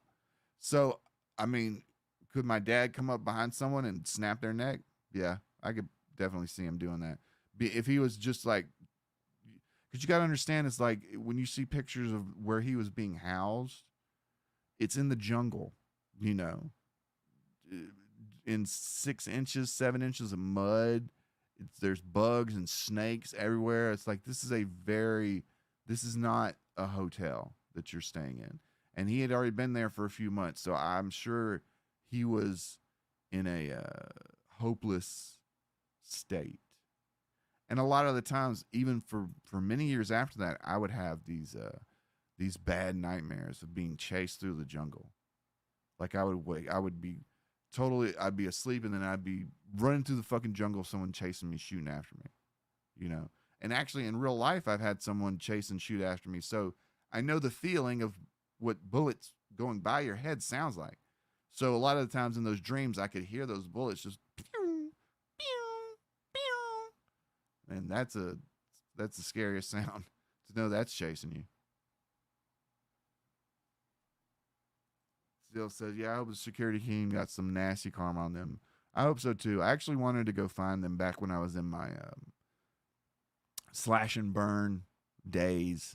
You have those delusions, those daydreams of getting enough money together to go down there and paying some mercenaries to, point out some people that you could just go and. But that's all. That's all make believe Hollywood shit. In real life, they'll kill you as soon as you get to the jungle. The guys that we actually are in the lawsuit with, the people that have been here since the beginning of my streams, they've heard me talk about them, but they were shot down. They were CIA, and they were shot down over the Colombian jungle doing a reconnaissance mission on the FARC. And there were 4 of them. Their plane got shot down. Plane crash landed, and all 4 of them survived the crash. But when the FARC soldiers came up to the plane, they immediately executed the pilot, and they took the other 3 CIA agents into custody and kept them in custody for 5 years in the jungle for 5 years. And not only that, like, they had other people there as well. They had one of the women that was trying to become president of Colombia during that time, had her and her assistant. They stayed for 5 years. The FARC were a horrific terrorist group. The only people I've ever heard of worse than them would be like Al Qaeda. But they're neck and neck. In fact, it was the FARC that invented suicide bombing. The Al Qaeda had seen Pablo Escobar and the FARC do it, and that's how they got the idea. Los Pepes were the part of the paramilitary side. They're was it Pepes? Were the people that persecuted by Pablo Escobar? Okay, Los Pepes, the ones that were came about because the Ochoa daughter was kidnapped. That was when they were doing M13. So yeah, Los Pepes. I think that was that included the FARC, but it was more the drug dealers. If you kind of follow the reasoning, and I'm trying to remember this because there are factions of drug dealers that would either be on the side of communism or the side of authoritarianism. And Los Pepes was more of a group of let me just look this up so I know I'm not saying this wrong. Because Los Pepes and the AUC, I think, were aligned. People persecuted by Pablo Escobar.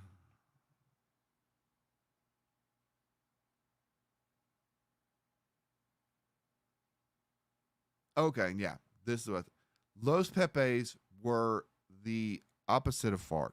They were the people persecuted by Pablo Escobar, which were the AUC, which Chiquita also paid.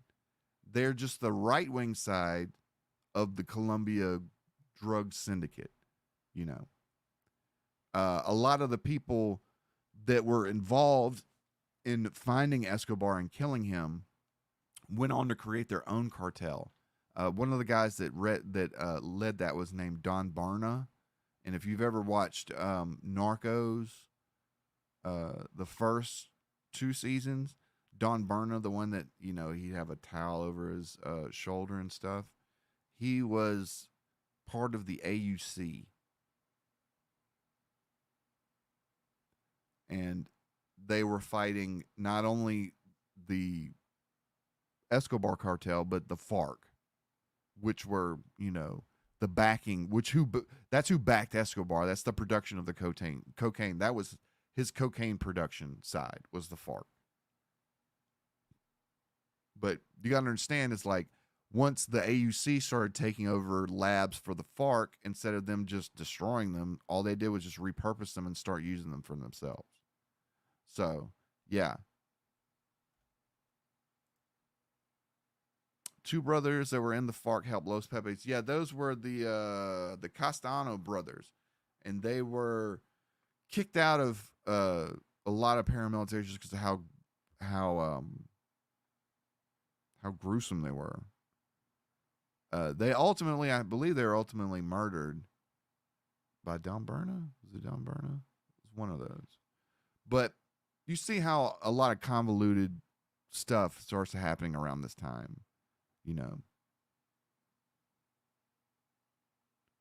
the Castellano brothers were, one of the people that created the AUC along with Don Berna, but they used to work with the FARC and they used to work with Pablo Escobar, and then they turned on each other when he got too hot. It's just, yeah, Don Berna took over everything at the end. He was one of besides the Cali cartel, he was one of the biggest winners of the Escobar purge. Which, that was the other thing when this happened to me and I was in high school. All my teachers and all the staff and the principals and stuff like that, the only thing that they'd ever heard of about Colombia was just like Escobar and cocaine, right? So when they started hearing that when the news broke at school, which this was also weird, it's like I wasn't a very popular kid at school, but after the news broke that day, like the next day, like everyone in the entire school wanted to talk to me.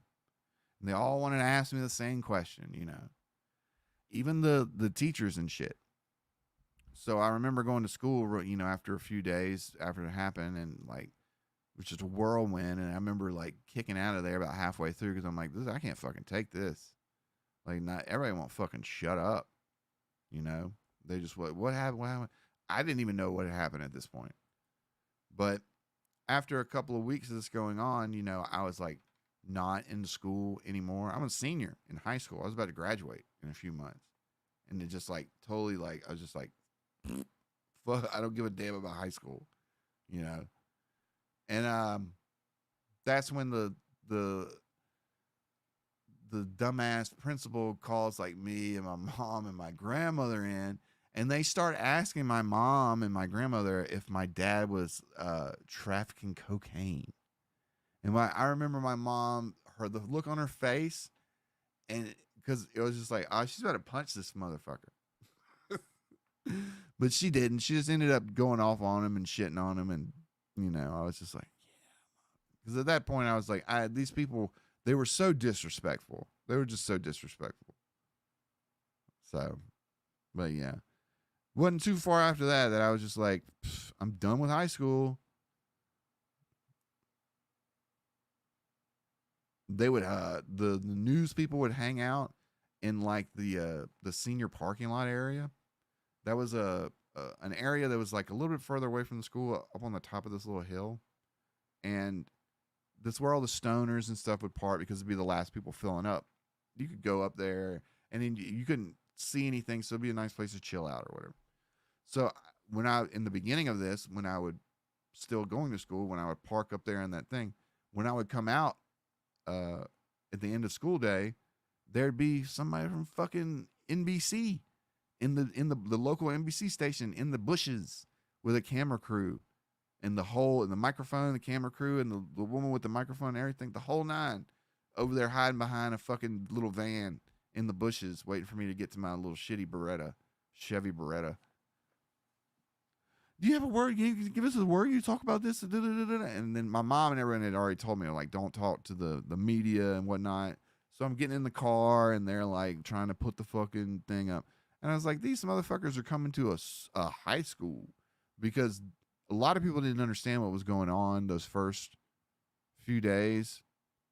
All they knew was just like kidnapped by the FARC.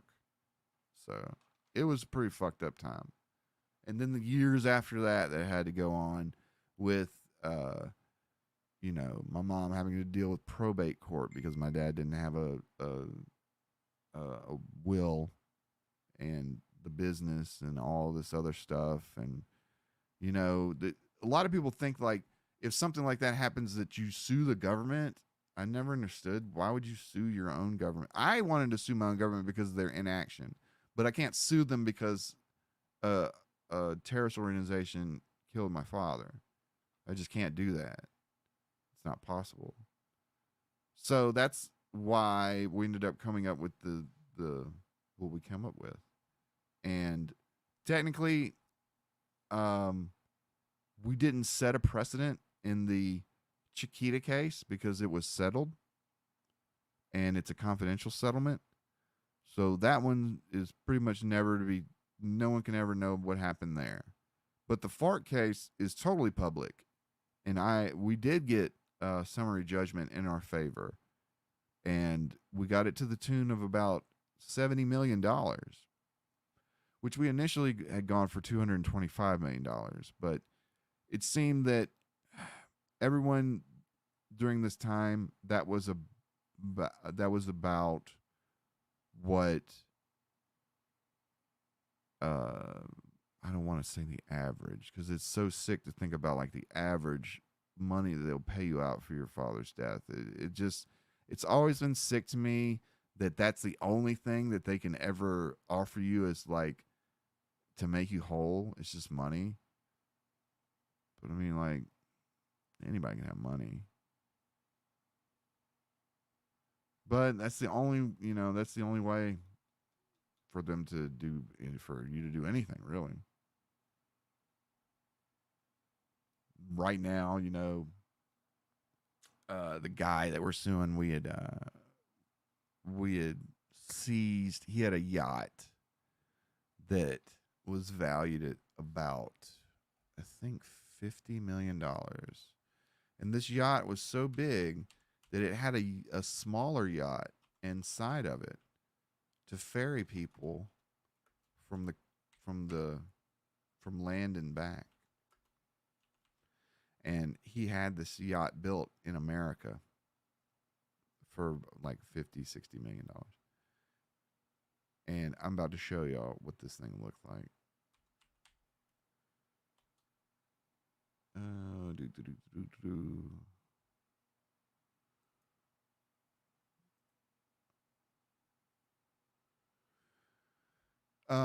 Okay, this was the yacht that we seized and had to liquidate a few years back.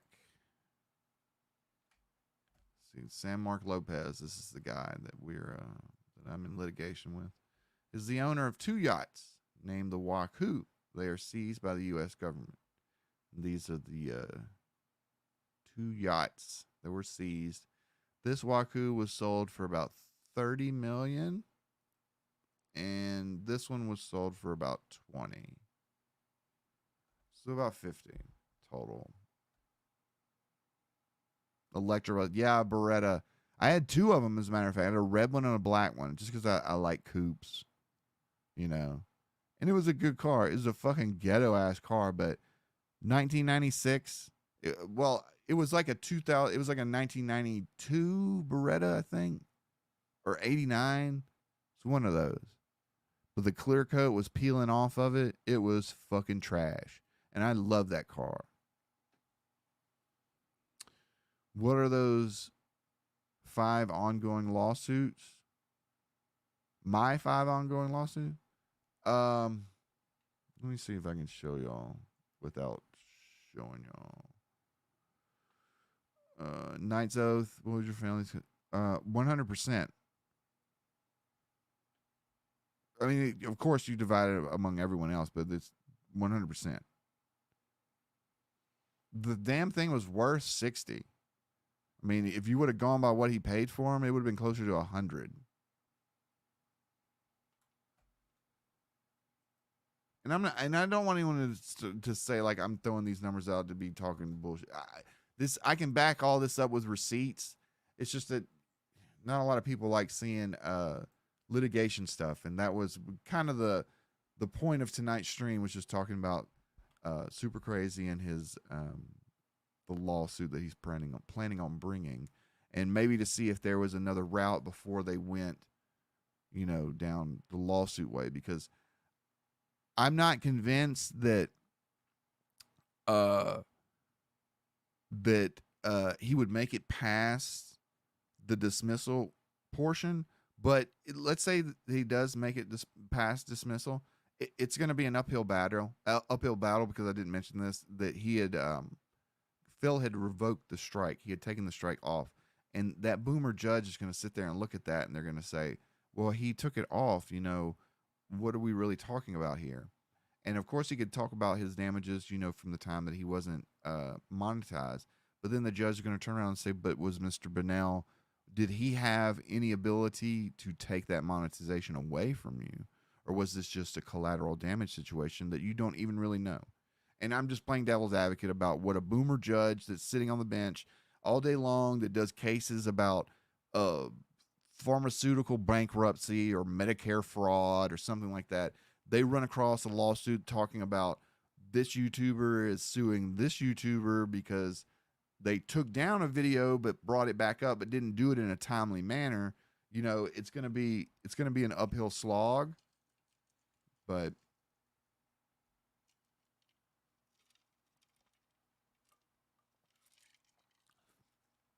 yeah, I wish I could have my dad with the money. I'd trade every dollar I have for another day with him. And people say that, but I'm being fucking for real. 100%. Yeah, just have the judge listen to Snorwave and he'll be able to convince. 100%. 100%. Let me show y'all real quick. Let me go to my Pacer monitor where I keep abreast of all my court cases because I actually had to have a program that shows me all of them. There's so many of them, which is nothing to brag about, but it is what it is. Okay, here we go. This is all the court cases that I keep up to date with. Now, some of these are not mine, but I might be involved in them in some way, or some of them I'm just keeping up with. This one with Google, that's the, I think that's the Onision one. Antonio Caballero versus the FARC. I'm in this one. This is Keemstar's one and Safe Moon. I'm in this one. I'm in this one. This one. This one. Not this one. Not this one. Not that one. This one is my main one. And I think this is the one that goes back to, no, that's 2019. There's one of these that goes back to 2008. I don't know. It might not be active still.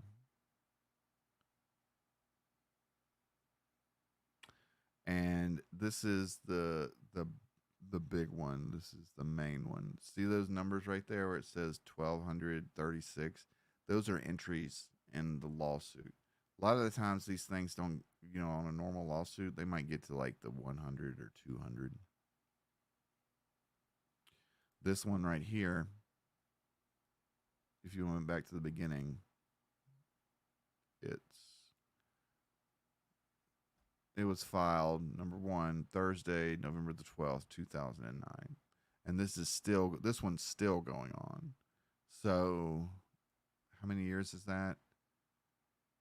15.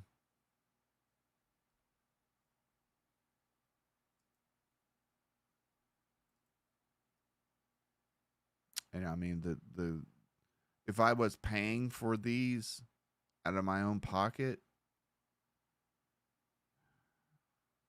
it'd probably be in the 8 figures by now. But of course, that's not what it is.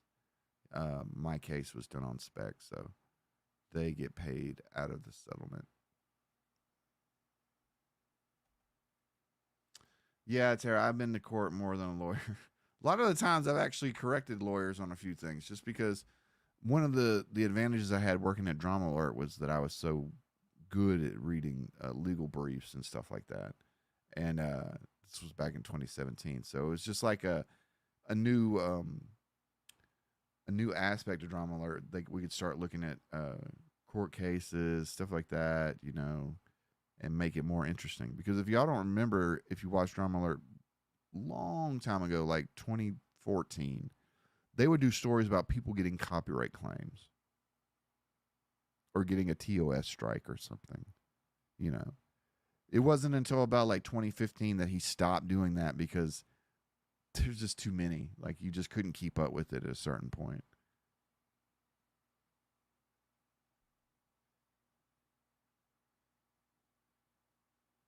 Dewey, yeah, that's a lawsuit. Each one of these is a lawsuit. Like each one of these entries is a different lawsuit.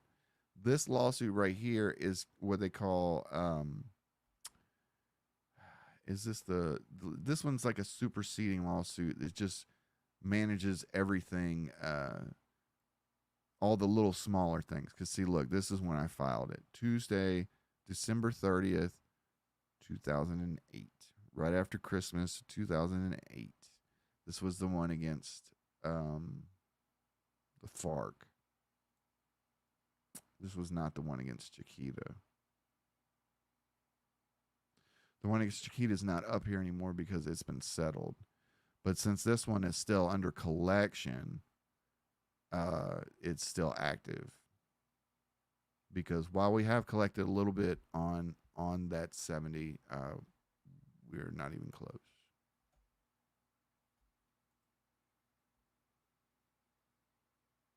Yeah, I am. I 100% am. I can put myself in. Shit, watch this. If I just type in my name.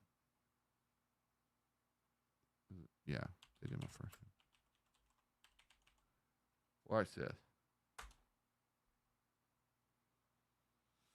Every one of these is I've been in. Let's see here. Wells Fargo. There's the Chiquita one right there.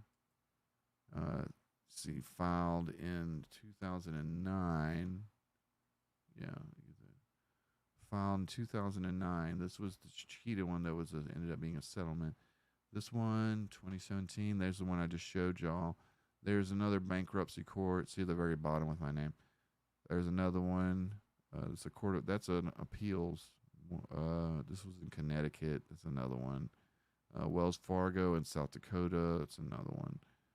Me in Florida State Court. This was another one. I think that's the last ones that have been handled, and then there are others that are under the name of the Stancils because they're lead plaintiffs on a lot of the collection stuff. So not only is my name on these, but if we type in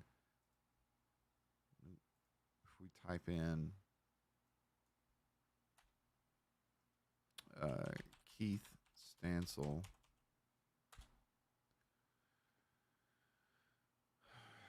also this was the one. See this Jones Super Yacht Miami Maiwaku. This is when they sold the yacht right there. This was when we had multiple people on a single settlement. We had to divide and figure that out. That's San Martin Lopez Bello again. Wells Fargo. This was another one. You know, like I was saying, it's never gonna stop. I've taken it as my fate that I'll probably never. I'll never see a time in my life again when I don't have a lawsuit I'm involved in.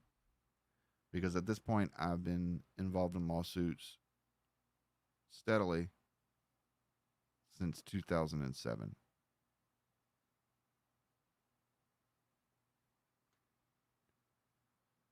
So, 15 years. And then, of course, the actual incident happened 10 years before that. So, we're talking about 25 years. Okay, Pesk, do you think Keem got duty demonetized? Yeah, I do. I don't think it was intentional, but and Keem will say this. Keem said this when we had the discussion between me, him, and Duty. He said that his appeal of locale caused them, YPP, to look at Duty's channel again because Keem was saying it didn't, fall in the guidelines. I guess they ended up taking a look at it and deciding that no, it didn't meet the guidelines, and he got demonetized. And I told both of them, I said this was a very dumb, unforced error, I said, I know, Keem, you're not able to get the strike taken off. At the best, it's a warning right now, but they didn't just take it off. And Duty got friendly fired, and his demonetization is gone. And even though I told Duty that his content is not fair use, it would not hit the muster of fair use. The video, not his commentary videos, just the ones of the raw uploads. I said that could be an issue. And one of the things that happens to people when they're clip channels is they initially do get monetized because the bot doesn't really understand that that's not them on the screen. You know, they might clip, let's say it's a DSP clip. They clip DSP and it's like a Memeology 101 situation. People think the Memeology 101 was Phil just because he always had Phil up there and he was always one of the first people to have the newest Phil videos. So being monetized, the bot's thinking, oh, well, Memeology 101 is Phil, so there's no problem. But at a certain point, they figured out Memeology 101 isn't Phil, and he was demonetized. Now, I don't know if he was demonetized because they knew that because of Phil or whatever, but there was a time where he got demonetized, and it was a big issue. I remember that because I offered to contract him on my channel if he needed like a U.S. payment processor type thing. But yeah, I do think that Keem was indirectly responsible for getting him demonetized. And it's one of those things like involuntary manslaughter and manslaughter are both the same thing. It's just one was purposeful and the other one wasn't. But they had the same outcome. So when you look at it at the end of the day kind of thing, it really doesn't matter who did what. It was an unforced error. And Keem, I think he overstretched on that one and didn't realize that he could affect Duty in that way. I don't think he needed to challenge Duty in a let's review your channel with YouTube. I think that's messing with people's revenue, and I've never been a big fan of that. Even if they are stealing content and just re-uploading it, that's not for me to decide. I'm not paying them, and I'm not the court deciding if it's fair use or not. The best I can do is give you advice on it about what I've seen before.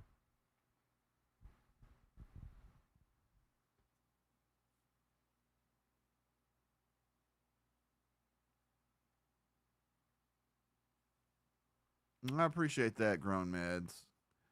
Yeah, I don't like bullshitting people just because this is not in my nature. That's one of the reasons why y'all see me by my real name. It's like I don't hide behind a fake name or anything just because one, I'd be found out instantly with this much paperwork behind me.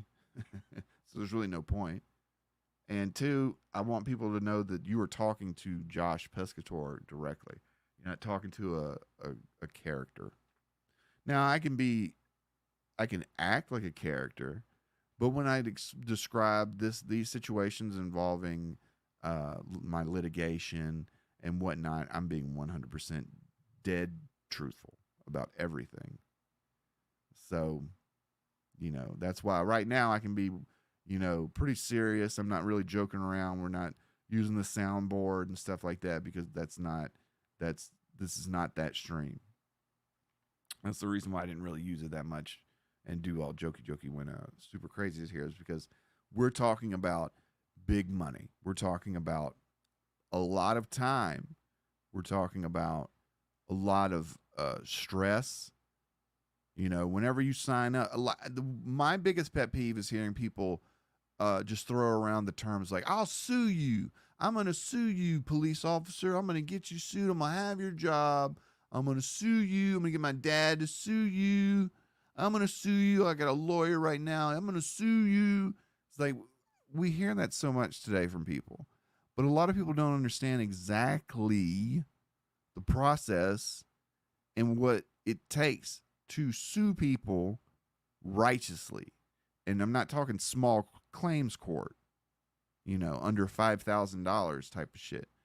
I'm talking about shit that you got to pay people that have been to college for fucking decades, tens of thousands of dollars to come up with in the hopes that maybe, you know, your cause will get pushed over the edge, because nothing is ever guaranteed. That's why I hate it when people are like, I'm going to sue you and I'm going to win. It's like, even if you got to that point where you got the money up, you put it all together, put your complaint together, put it in front of a judge, got down there, you know, you would lose interest. A lot of people say shit and they don't realize what it would take to back it up. But they just say shit because they heard it or it sounds good. You know, talking with SUPRCRZY tonight, he was about it. I wanted to see if he had the commitment in what he was saying to me, for me to say that yes, this man will do fine.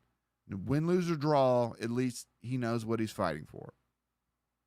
And I walked away with that same impression. You know, if he was going to sit up here and say, yeah, I want to try to get fucking $50K from Phil, I want to knock him for his bag and all this stuff, then I would have been like, you know, what are we doing here? But SUPRCRZY said that if Phil would have a reasonable conversation with him where they can speak openly, then it would save both of them tens of thousands of dollars.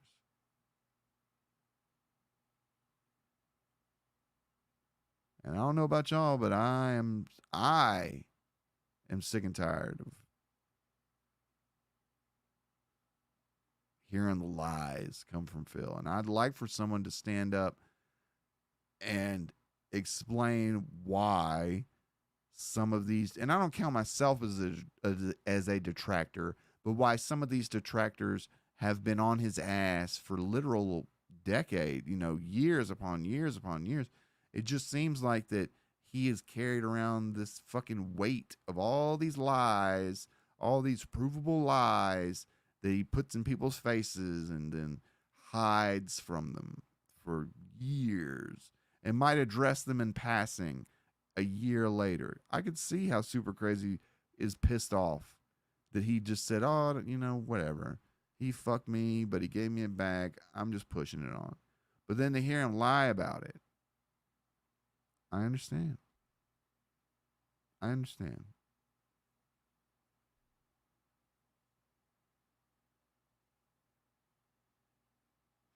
me read on chat, and then I think we're going to go ahead and shut it down for the night. Tiger King saying they watch Suits. Yeah. Everyone that watches Suits, they come out and they're like, they think they know what they're going to do. They're going to come out with the gay op. Super plan. Get all the money. I'll tell you one thing. And this held true with my lawyer. My lawyer told me when we first started in 2008, this was his exact words to me. He said, we've got a very good case, but I don't want you to be under any delusions that this is this will be handled within a year or 2 or 3 or 4. He said, I just had a new baby girl. He said, by the time that child goes to high school, we should have a settlement. And we beat her high school by 2 years. She was in 7th grade when I think it was finally over with for the Chiquita one. So he was right. He was right. You know, about 10 years. No, 12 years. So, you know, it's a lot of people don't believe me when I say how long I've been suing people and been getting sued. I've been sued a few times, but mostly it's been me suing people. June's doc does drop on Monday. Are y'all interested in maybe me doing a review on it? I know I'm not the big channel that everyone goes to whenever stuff like this goes off, but I like having some people to hang around while I'm watching at least. And I'm pretty interested in this June doc. You know, if y'all don't realize, I was in one of the June docs on Keemstar a few years back. June's a cool dude. We had him booked for quality content.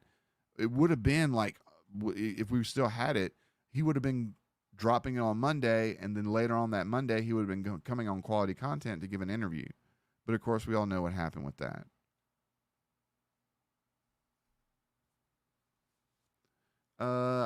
Astrodontist says, I'd be more on Super Crazy's side if he already spoke to a lawyer and already set stuff in motion before asking for the 10K, you know. Well, actually, he did speak with a lawyer. He said he spoke with a lawyer prior to this, and he has an understanding of what it would cost. So I'm assuming that 10K number is the lawyer gave out for them to go all the way up to like the motion to dismiss. And then from that point out, maybe it's, you know, then they'll decide from there, because if they get to the motion to dismiss and it doesn't pass, then there's no reason to crowdfund anymore. Yeah, this doc has had so much hype, so I want to I want to see what it's all about. I wasn't a big fan of the RTU doc. It looked a little bit book reporty. It felt book reporty to me. I like June's videos where he interjects ideas that I hadn't thought of before. The RTU doc was just looked like it felt like a checklist, and I'm hoping that this Phil one is a little bit more entertaining. Even though I look at the runtime and I'm like, God damn, 4 hours. It's like, shit, man. We're gonna have to fucking start this thing early in the morning.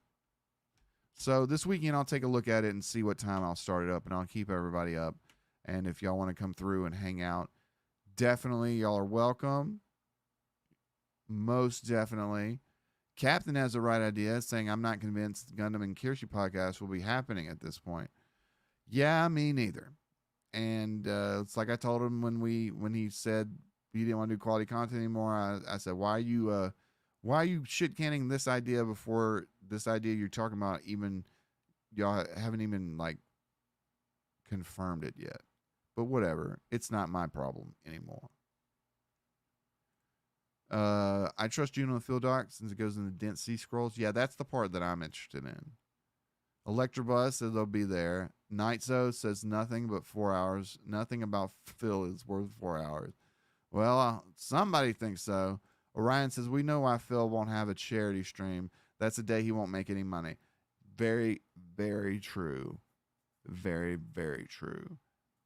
And the donation that I got tonight will be going to St. Jude's. It's not going to be much, but we're going to have a little bit to send to St. Jude's tonight. So I appreciate that. Captain will be here. Terabit. Hopefully, Terabit, you going to be here? You're always here early anyway.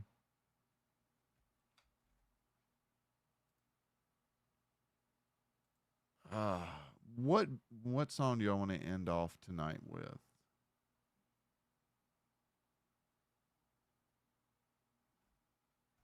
What song y'all want to end off tonight with? Nights Out, would you revive quality content if Gundam came back crying and begging? No. No, can't. It you can't put it back together after you break it. I'm not the kind of person that's gonna revive a series and pretend like the being fucked over didn't happen. I couldn't go back to just being the straight sidekick. I made the decision to just go ahead and do it myself. And soon as the avatar comes in, then we're gonna be having a little. We'll be going out and getting better guests. I say better guests, not better guests. Super Crazy was a great guest. We'll be getting more guests and be able to have more of like a show like how I had quality content. That one of the things that's been keeping me from doing that kind of stuff is the avatar and a few other things. But the due date for the avatar is September the 17th. So we don't have that far to go.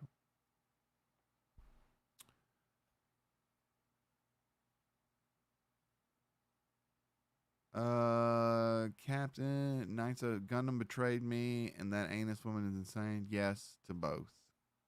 He 100% betrayed me, and I don't understand what he got out of it because all I see is he lost, a revenue stream that run about $5,000 a month.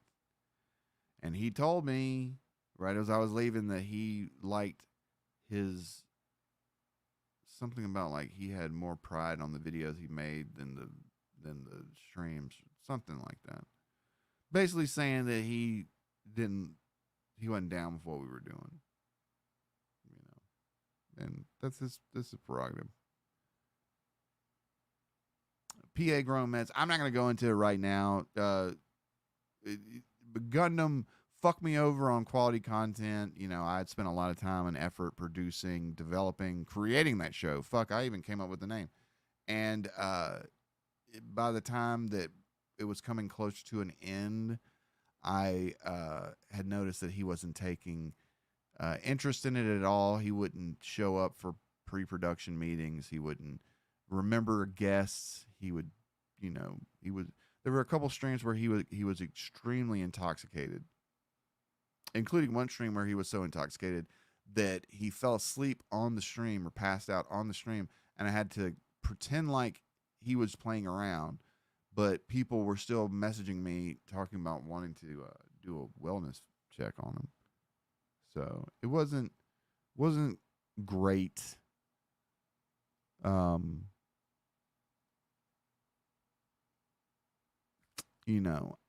I don't know what I could have done to make it better. I was running my ass off I owned 20% of the show, and that equated to about $700 a month. And I put, a lot of time each week into it just because I enjoyed it. It was really starting to take off. There was a lot of people that were watching it, and I felt like a few months it would be, as big as Friday Night Tights. And that was what he was always crying about, it not being as big as Friday Night Tights. But we were on that path. So Jiggle Physics saying his content creation ratio went way down since you've left. Yeah, and I'm pretty sure, I don't know, I hate bringing this up, but one of the ways to tell after I leave somewhere if I have an impact is to look at the views that they make in a full month that I haven't been there. And I don't know if it's more or less now, but let's just see. He's had a little bit of a rebound. Last month he only hit 2.2. This month he's almost at 3 million. He's at 2.9 and 6,000 subscribers. So last month he only had 2,000 subscribers. This month he got 6, but the views are about 3 million is his average. If it stays at 3 million, it'll be around average for him. I saw it looks like he got a pretty big video somewhere in there. But yeah. It's on him. Was Kirsha on FMT really?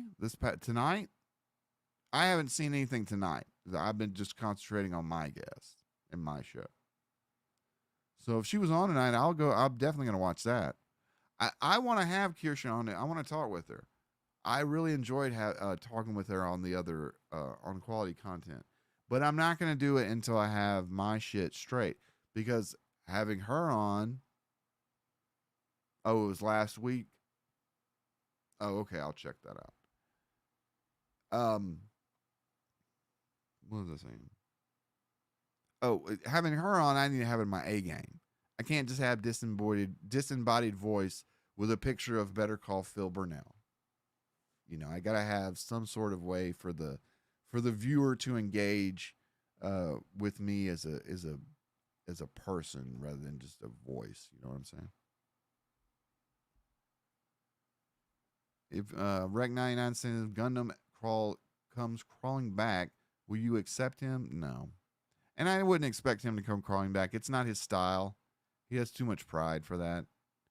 I think he knows that we're probably mine and him's working relationship has run its course. You know, I don't know what turned him sour on me, to tell you all the truth. Uh, I went above and beyond um, helping that dude, and you know, he makes six figures a year. And I'm not gonna say that's because of me, but it didn't not help. You know, and I hope he makes all the money in the world. You know, hope he finally makes enough money that he's happy, because he never really seemed happy.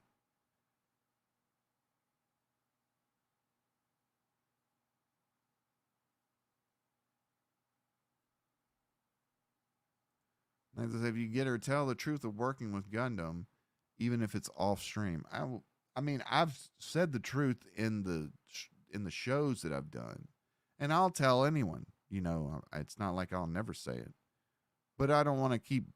I don't want to be that kind of person that's like, yeah, you shouldn't fuck with him because he fucked me over. Don't fuck with him. I don't want to be that dude. You want to fuck with them? Do your shit. Whatever. I don't hold it against people for going to fucking around with people I don't like, because this is the entertainment business.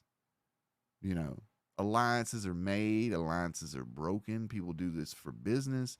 They get stabbed in the back over business. There's big money in this shit.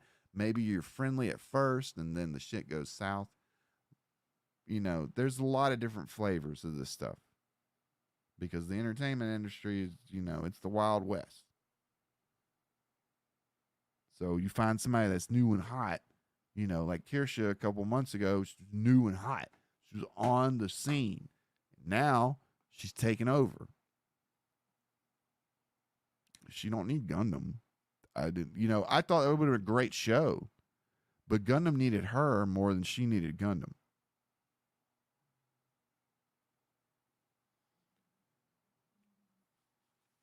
But that's just my assessment.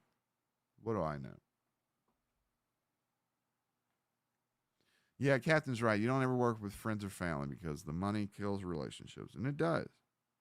Because friends and family think that they can get over on you. And to a certain extent, most of the time you let them. But you wouldn't let, you know, your employee get away with something like that. But you let, you know, your people close to you.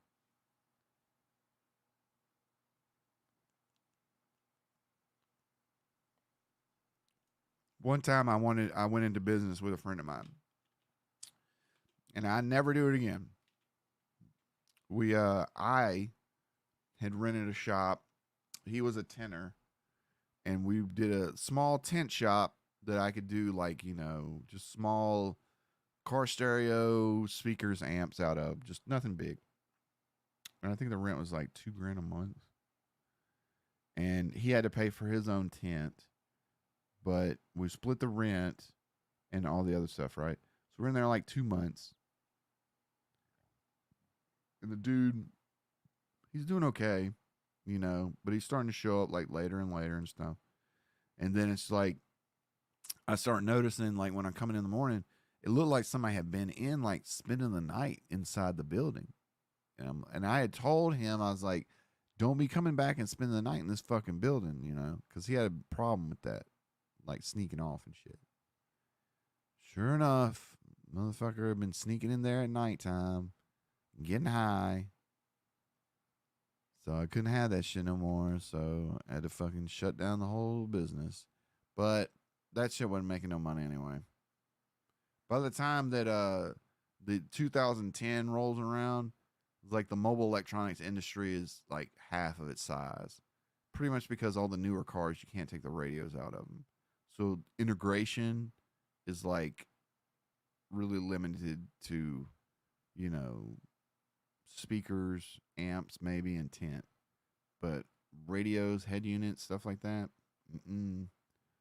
no one's coming in to put a radio in a car when they got to pay $600 of parts, of plastic parts and like wiring harnesses. When the radio might cost like $200, but they got to pay $600 in parts, and then it's another $200 to install it.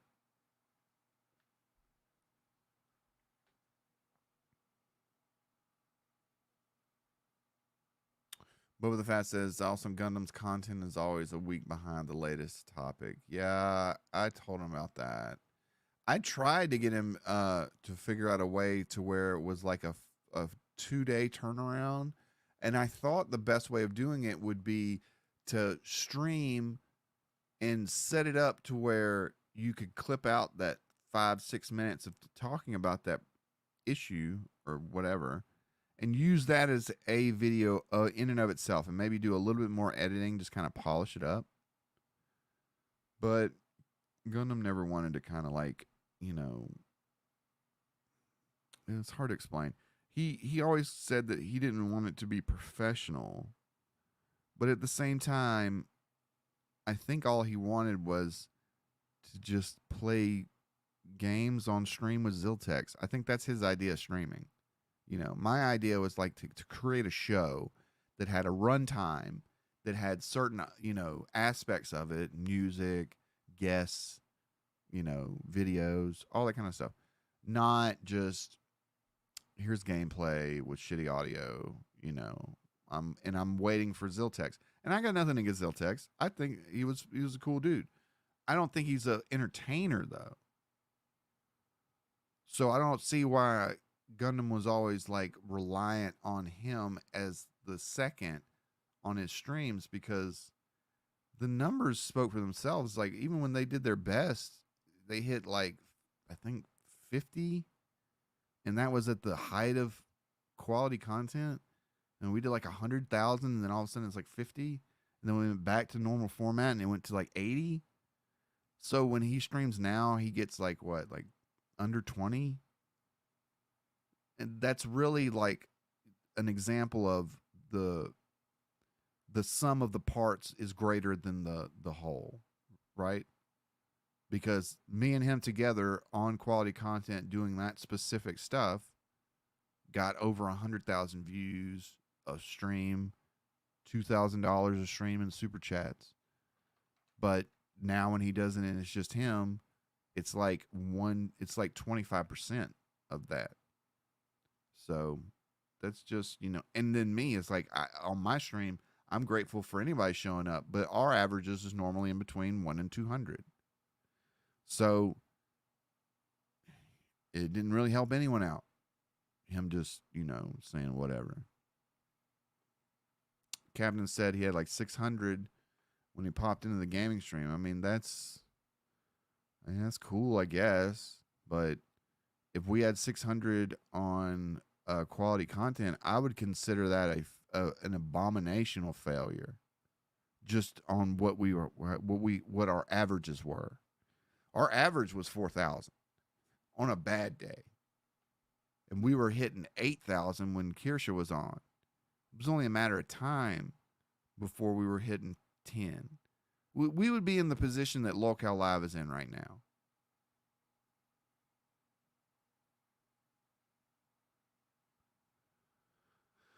So Tiger King says Zill doesn't upstage him. Yeah, I think that was another thing too. Is he didn't really like me getting a little shine, maybe, which I think sucks because I would never gatekeep people from this kind of stuff. The more, the merrier. But it was always some bullshit, you know. He didn't understand what rating meant until I explained it to him. And then once I explained it to him and he realized the value in it, then he was like, yeah, I'm not giving a raid to anybody because no one has ever helped me. I'm like, that's a fucking really shitty way to look at it. But whatever. I'm getting off on a tangent. We need to go ahead and shut this motherfucker down. What do y'all want to hear tonight? Close it out. Any requests?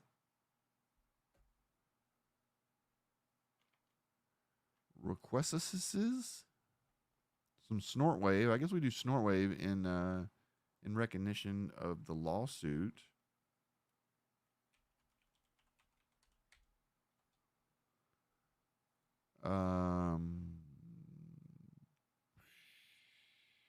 We got one for Pimpzilla. We got one for Avenge Steve Irwin. You know what? That was a donator right there. Avenge Steve Irwin. Let's see if that's not the one that I think of, because some of these AI channels, they hit you with copyright for some reason. Not Hard Archive or Atomic Wax or any of the people I fuck with.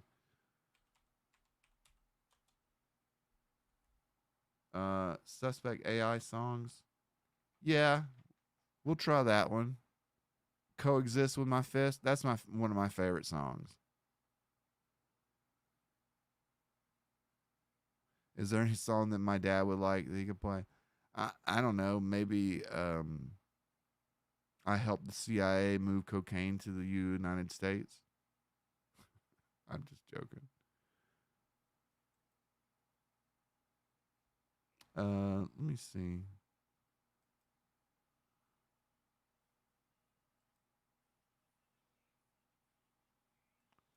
Okay, we'll do since the donator had asked about avenging the I'm here to avenge Steve Irwin, we'll do that one tonight. It's not one that I've ever done before, not a channel that I've ever used before. So hopefully they don't. Here's to hoping they don't hit me with a copyright strike. Tiger King, nothing AI is copyrighted. That doesn't make sense. Well, that is true, but the works made by that channel are his works. Even if they're created by AI, the AI work is owned by the person that created it.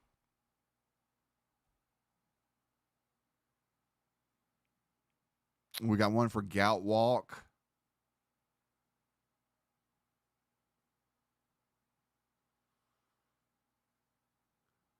Yeah, I saw your message. That's the one I'm gonna play. I'm gonna play this one, and then we'll end it with Gout Walk. We'll do it like that. We'll do 2 songs to end off tonight instead of the normal one. Let me do this, and then Gout Walk.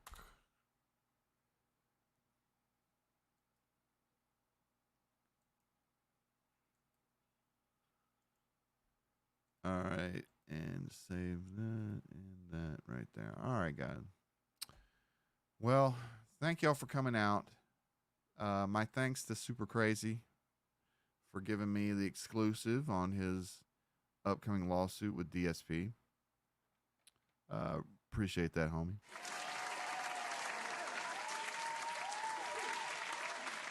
And let me see, do one more check on Streamlabs, make sure we don't have any people we need to shout out.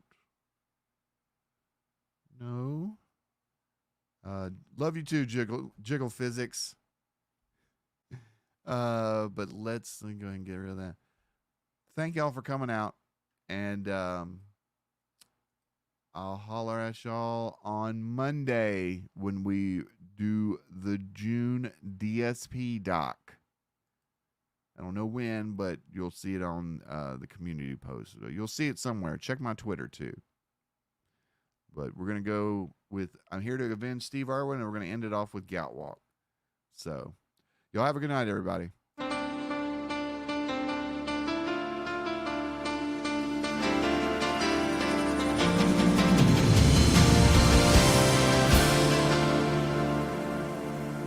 Down in the depths of the ocean blue, with a heart full of passion, my mission is true. I've got my khakis on and my boots laced tight. Gonna find that son of a bitch and bring justice tonight.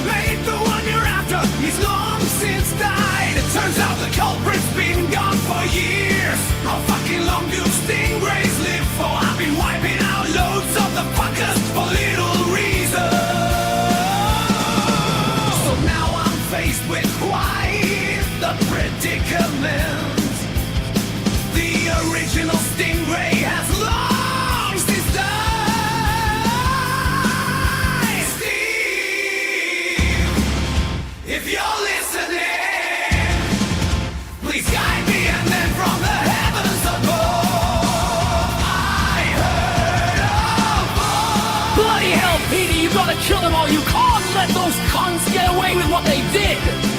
Yes, Steve, I will avenge thee. Have this, you stingray sack of shit. I'll rock bottom your Rudy Poo stingray candy ass. There's no running now. This is for Australia. This is for Steve. I'm here to avenge Steve Irwin. Now which one of you stingrays did that shit? That man was the heart of Australia. Whoa. I'm here to avenge Steve Irwin. Now which one of you stingrays did that shit? That man was the heart of Australia. I'm here to avenge Steve Irwin. Now which one of you stingrays did that shit? That man was the heart of Australia.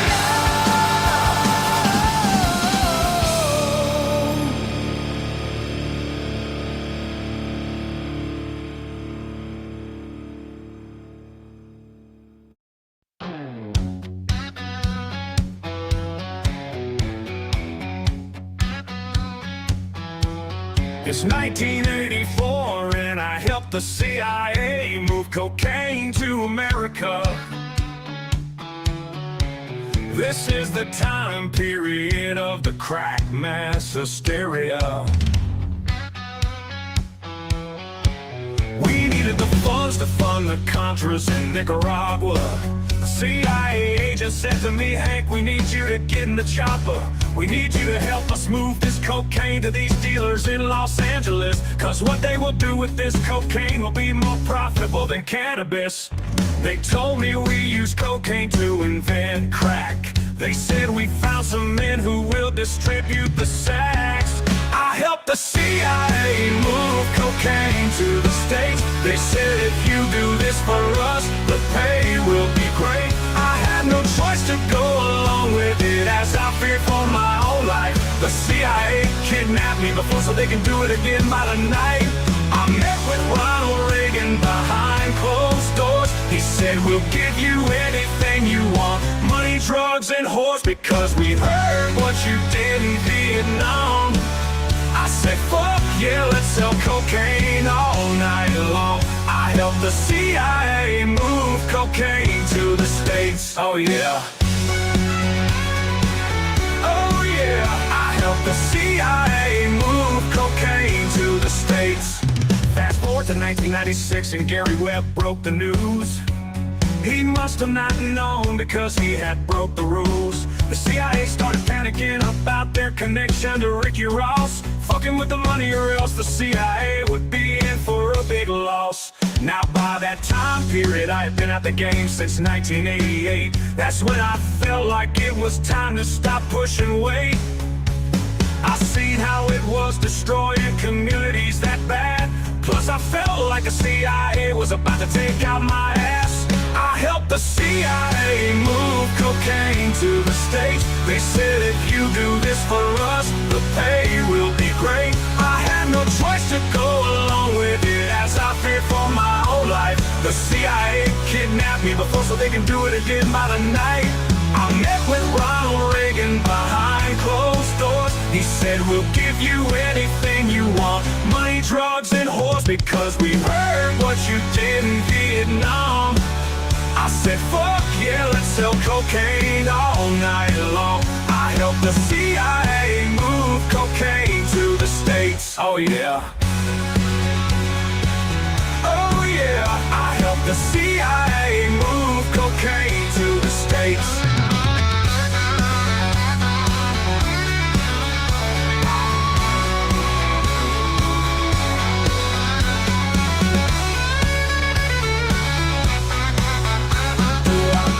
Decisions of trafficking narcotics to the States sometimes, but shit, I can't lie to you, the money was fucking great. I do get an itch time to time to get back in the game and start pushing a fuck ton of heroin and cocaine. See, this was done for political purposes to help grow the black budget, which helped grow the government by hiding it from the public.